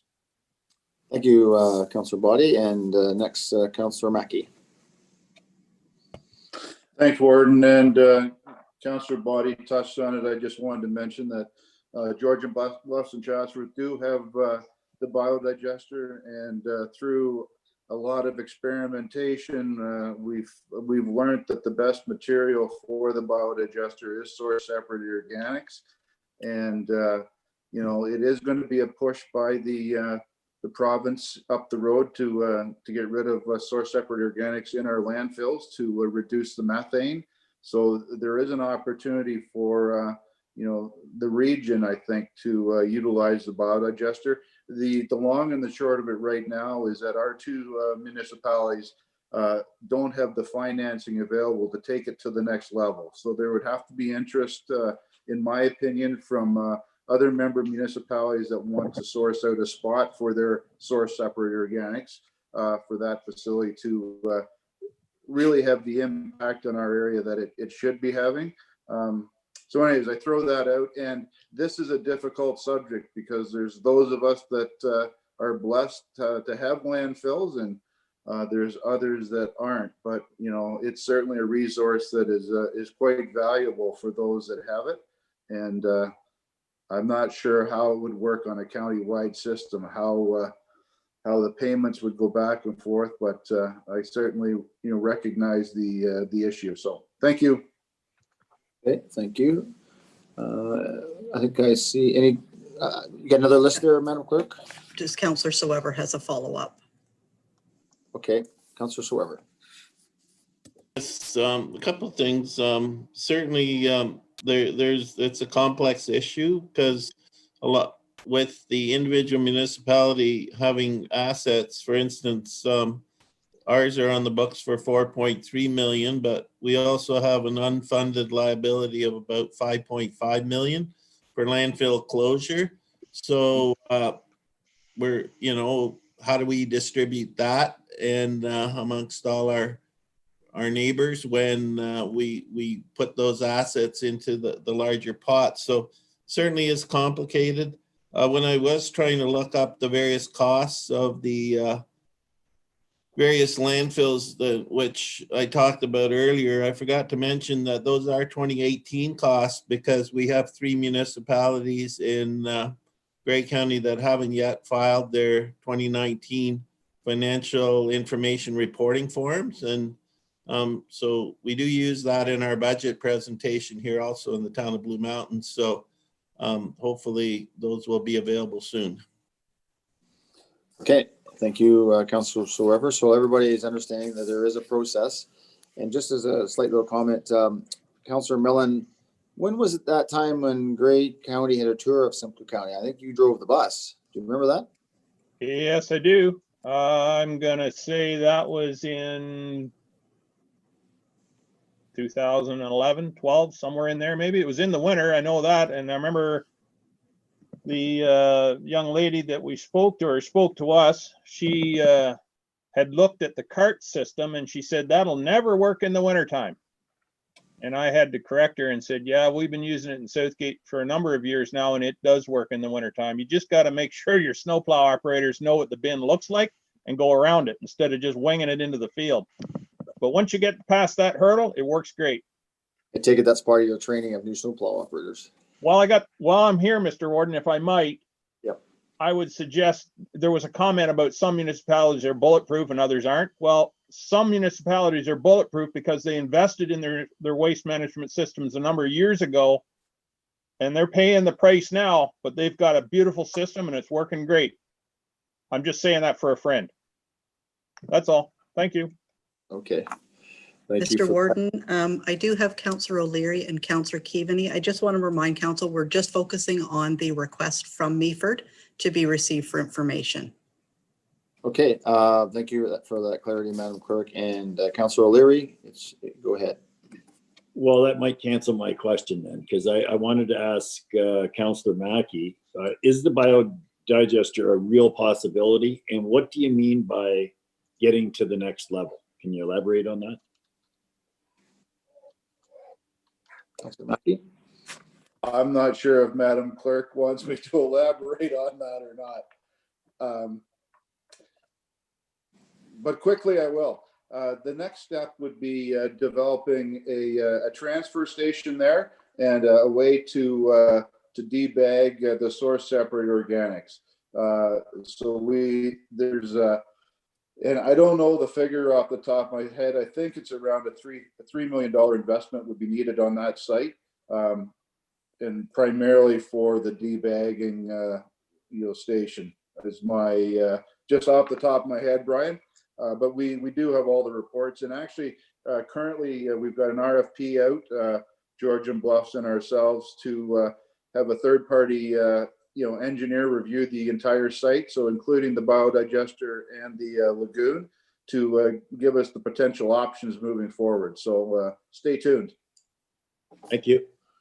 And probably, Scott, those that haven't toured it, probably at a certain time you could offer a tour, or other councillors to view that site. I'm sure Georgian Bluffs and Chatsworth would welcome any members of council that wanted to tour the facility. Okay, thank you. I think I have Councillor Keaveney next. Is that right, Madam Clerk? And then Councillor Klumpus. Yeah. Okay. Thank you. Go ahead, Shirley. Thanks very much, Mr. Warden. And I see that Mayor Klumpus wishes to speak. So I'll just take the opportunity to thank Councillor Soever and all of County Council for their comments. And yes, you were absolutely right. The huge increase that was presented to Meaford in our latest contract negotiations is the reason for this motion coming to County Council, and just looking for, as it suggests, the opportunity to explore the potential, which may turn out to be even more expensive, but we just thought it was worth making the recommendation to at least look at it. So just thanks everybody for your comments. Thanks, Councillor Keaveney, and Councillor Klumpus. Welcome. Thank you, and thanks so much. I did put my request in for a comment some time ago, but seems to have missed. So Shirley, you took the words out of my mouth. So I just wanted to thank everyone for your comments. This was something that came as quite a shock to us at our council meeting on Monday, with a 30% increase in our waste management contract. And perhaps one of the ones that was, I'm hearing a whole lot of comment about, was that we did have a program to collect and recycle film plastic, and that has been eliminated. So that 30% increase has does not even include that film plastic recycling, which has caused a real problem, because we were very proud of that particular program. And so it really sparked the thought that that we do have a successful compost recycling, and would like to use the local biodigester. So it seemed to be an opportunity to have a look at this from a county perspective, to see who else would be interested. And I guess in terms of this appearing on county's agenda today, was a question of timing, because we had distributed the information to all of our colleagues in the lower tiers, and some, as we've seen, have gone through, had a chance to bring it to their councils, others have not. And so there may be some interest going on, but I appreciate everyone's comments. Certainly, it is a thorny issue if we, in terms of increased expense. We would hope that this is going to, it could be shared and reduced the costs. But we all know that this is a big issue that is going to be coming, with costs increasing from producers, for example, for packaging and so on. I think it is something that maybe bears a closer scrutiny. Thanks to everyone for your comments. Really appreciate the time. Thanks for those thoughtful comments, Councillor Klumpus. Okay, Madam Clerk, is there any further comments out there? So basically this is to receive, and basically if there's a process, then that takes a separate process. That is correct, yes. All right, seeing there's no other comments, it's been moved. Anybody opposed to receiving this? Okay, that is carried. So then other business, I think this is going over to Madam CAO, update on the Grey Transit route ridership. Yes, thank you, Mr. Warden. I actually have two items for you, Council. I'm very conscious of the time, and I'll try to make this as brief as possible. I do need to share my screen. here. One moment. Okay.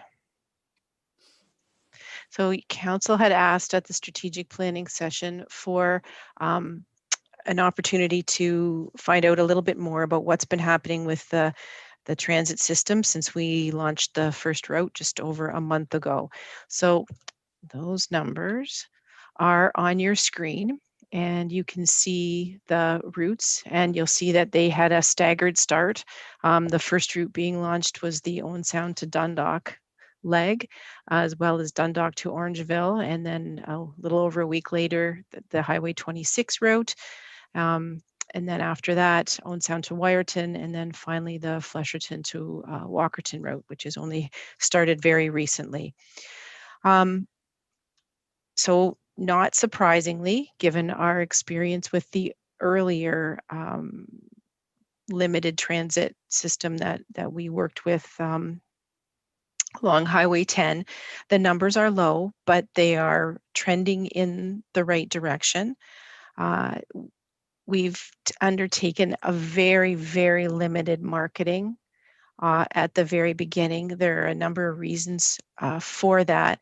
We wanted to confirm the stops and the timing and get the best sense of what is actually going to work with people's schedules and with their demand. And so we didn't want to get into a whole lot of publishing information about schedules and everything only to have to turn around and change it.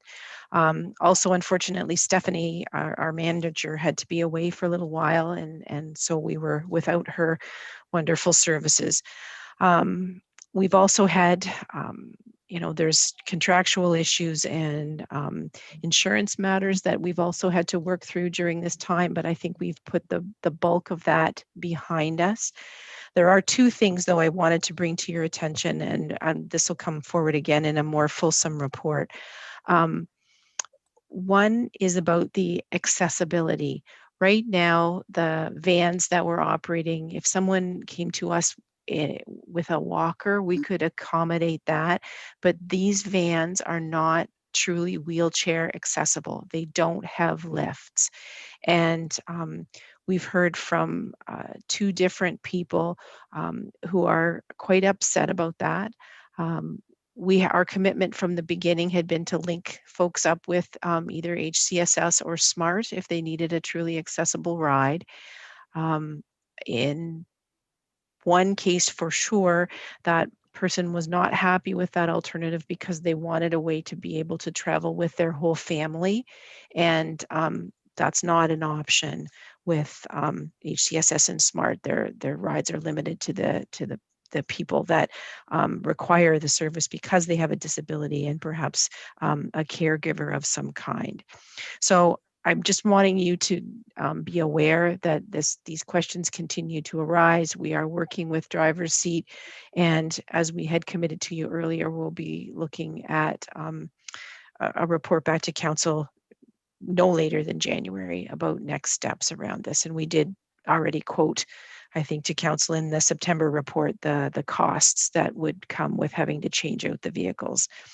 The other thing that we've encountered, just so you're aware, some of the other municipalities that we're working with where their bus stops are charging us quite a significant amount of money to maintain them in the wintertime. One in particular wishes to charge us $50 every time they have to put salt or sand down. And should there be more than 50 millimeters of snow, they will charge us $375 to clear the snow away from the bus stop. So we'll be looking into that. And so when I say we're still trying to determine exactly where we want stops to be and everything, some of these unanticipated expenses, if they can't be negotiated down, I don't know, we may have to look at another arrangement for where the stops are so that we could contract our own services to clear the snow. So I'm happy to take any questions about that. Okay, thank you, Madam CEO. Any questions, clarity, or just general information for anyone? Okay. Okay, go ahead, Madam CEO. Oh, well, thank you very much. Okay, the second item that I wanted to bring forward today, as council's aware, on October 11th, there was a tragic accident between a motor vehicle and a buggy on the Grey Bruce line. And first of all, I just wanted to say, I think everybody in Grey County wants to extend their sympathy to that family and to the Amish and Mennonite community for the terrible loss. On that Monday after it happened, I reached out to my colleague CAO in Bruce County to talk to Sandra about some things that we might want to do or think about in response to this. And because both of our paramedic services are involved and impacted by these situations. In this particular example, Bruce and Grey Paramedic Services sends 6 ambulances and 2 supervisor units, as well as the Elmwood Fire Department to respond because there were 10 patients there. This is the 3rd accident like this that's happened, I think, in recent memory. And it's so hard on our staff, all of them, not to mention the people that are affected. And I just wanted you to be aware that the Director of Paramedic Services from Bruce County has reached out to Bill Walker and asked that consideration be given to amendments to the Highway Traffic Act. In this particular case, it's my understanding that that buggy wasn't lit. And at the dusk time, it's so hard for people to be able to see. And as we all know, the more space you have, if a vehicle is lit, you can see it, and that gives you time to react. So what Bruce County has asked of Mr. Walker is that the Highway Traffic Act make it illegal for buggies to travel on roadways after dusk without white lights on the front and rear-facing red tail lights. They also wondered about a blinking amber light as well. So that's something that has been brought to the province's attention through our MPP, Mr. Walker, and I just wanted you to be aware of that today. That's all. Okay, thank you for that, Madam CEO. I don't know if there's any questions there or any comments. Yes, Councillor Mackey. Go ahead, Councillor Mackey. Well, thank you. And it certainly, was a tragedy, but I would applaud any steps that could be taken in the changes to the Highway Traffic Act. In our municipality, we have a large segment of older order Amish, and there's been numerous discussions, with that group around the illumination of their buggies. Because they're old order, they have a strip of fluorescent, but it doesn't shine very bright. And they may have a candle that doesn't shine very bright. So certainly lots of near misses, throughout the area, but in particular our municipality. And we can't get them to put smoke alarms in their houses either. There needs to be some changes though for their protection. But certainly, it makes a lot of sense that the Highway Traffic Act be amended for everyone's safety, and that further illumination be put on these buggies. Thank you. Thanks for that information. Kim, do you have any follow-up on that, or? Just to add that I did share both with our own transportation department and with Bruce County, Ohio and Pennsylvania, that both have large communities of Amish and Mennonite. Ohio State University had done a lot of research into this, and so there are other places that we can look to that may have grappled with this very issue in the past, and I think we can learn a lot from their experience. Right. And I don't see Brian Gamble on here, but I know he's the president of the Grey County Farm Safety Association, and I know we've at our meetings over the years have talked about trying to improve the safety around Mennonite equipment and buggies and everything else. So it's a constant education and moving forward for sure.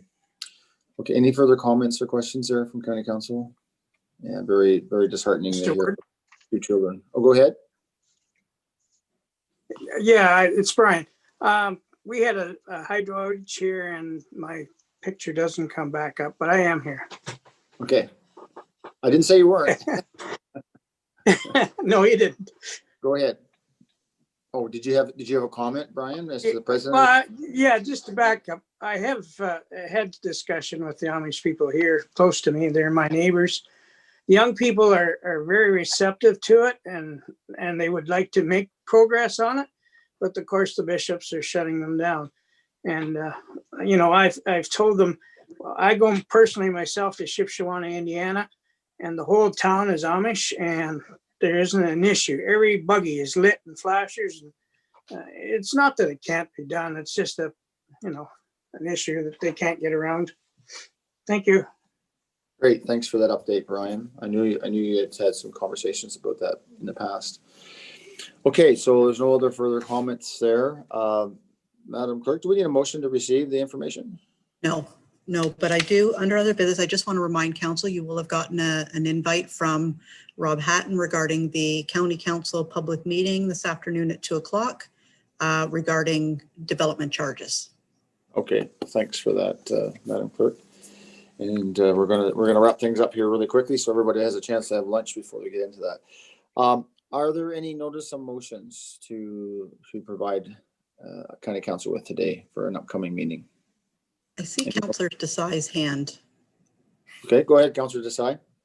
Thank you very much, Mr. Warden.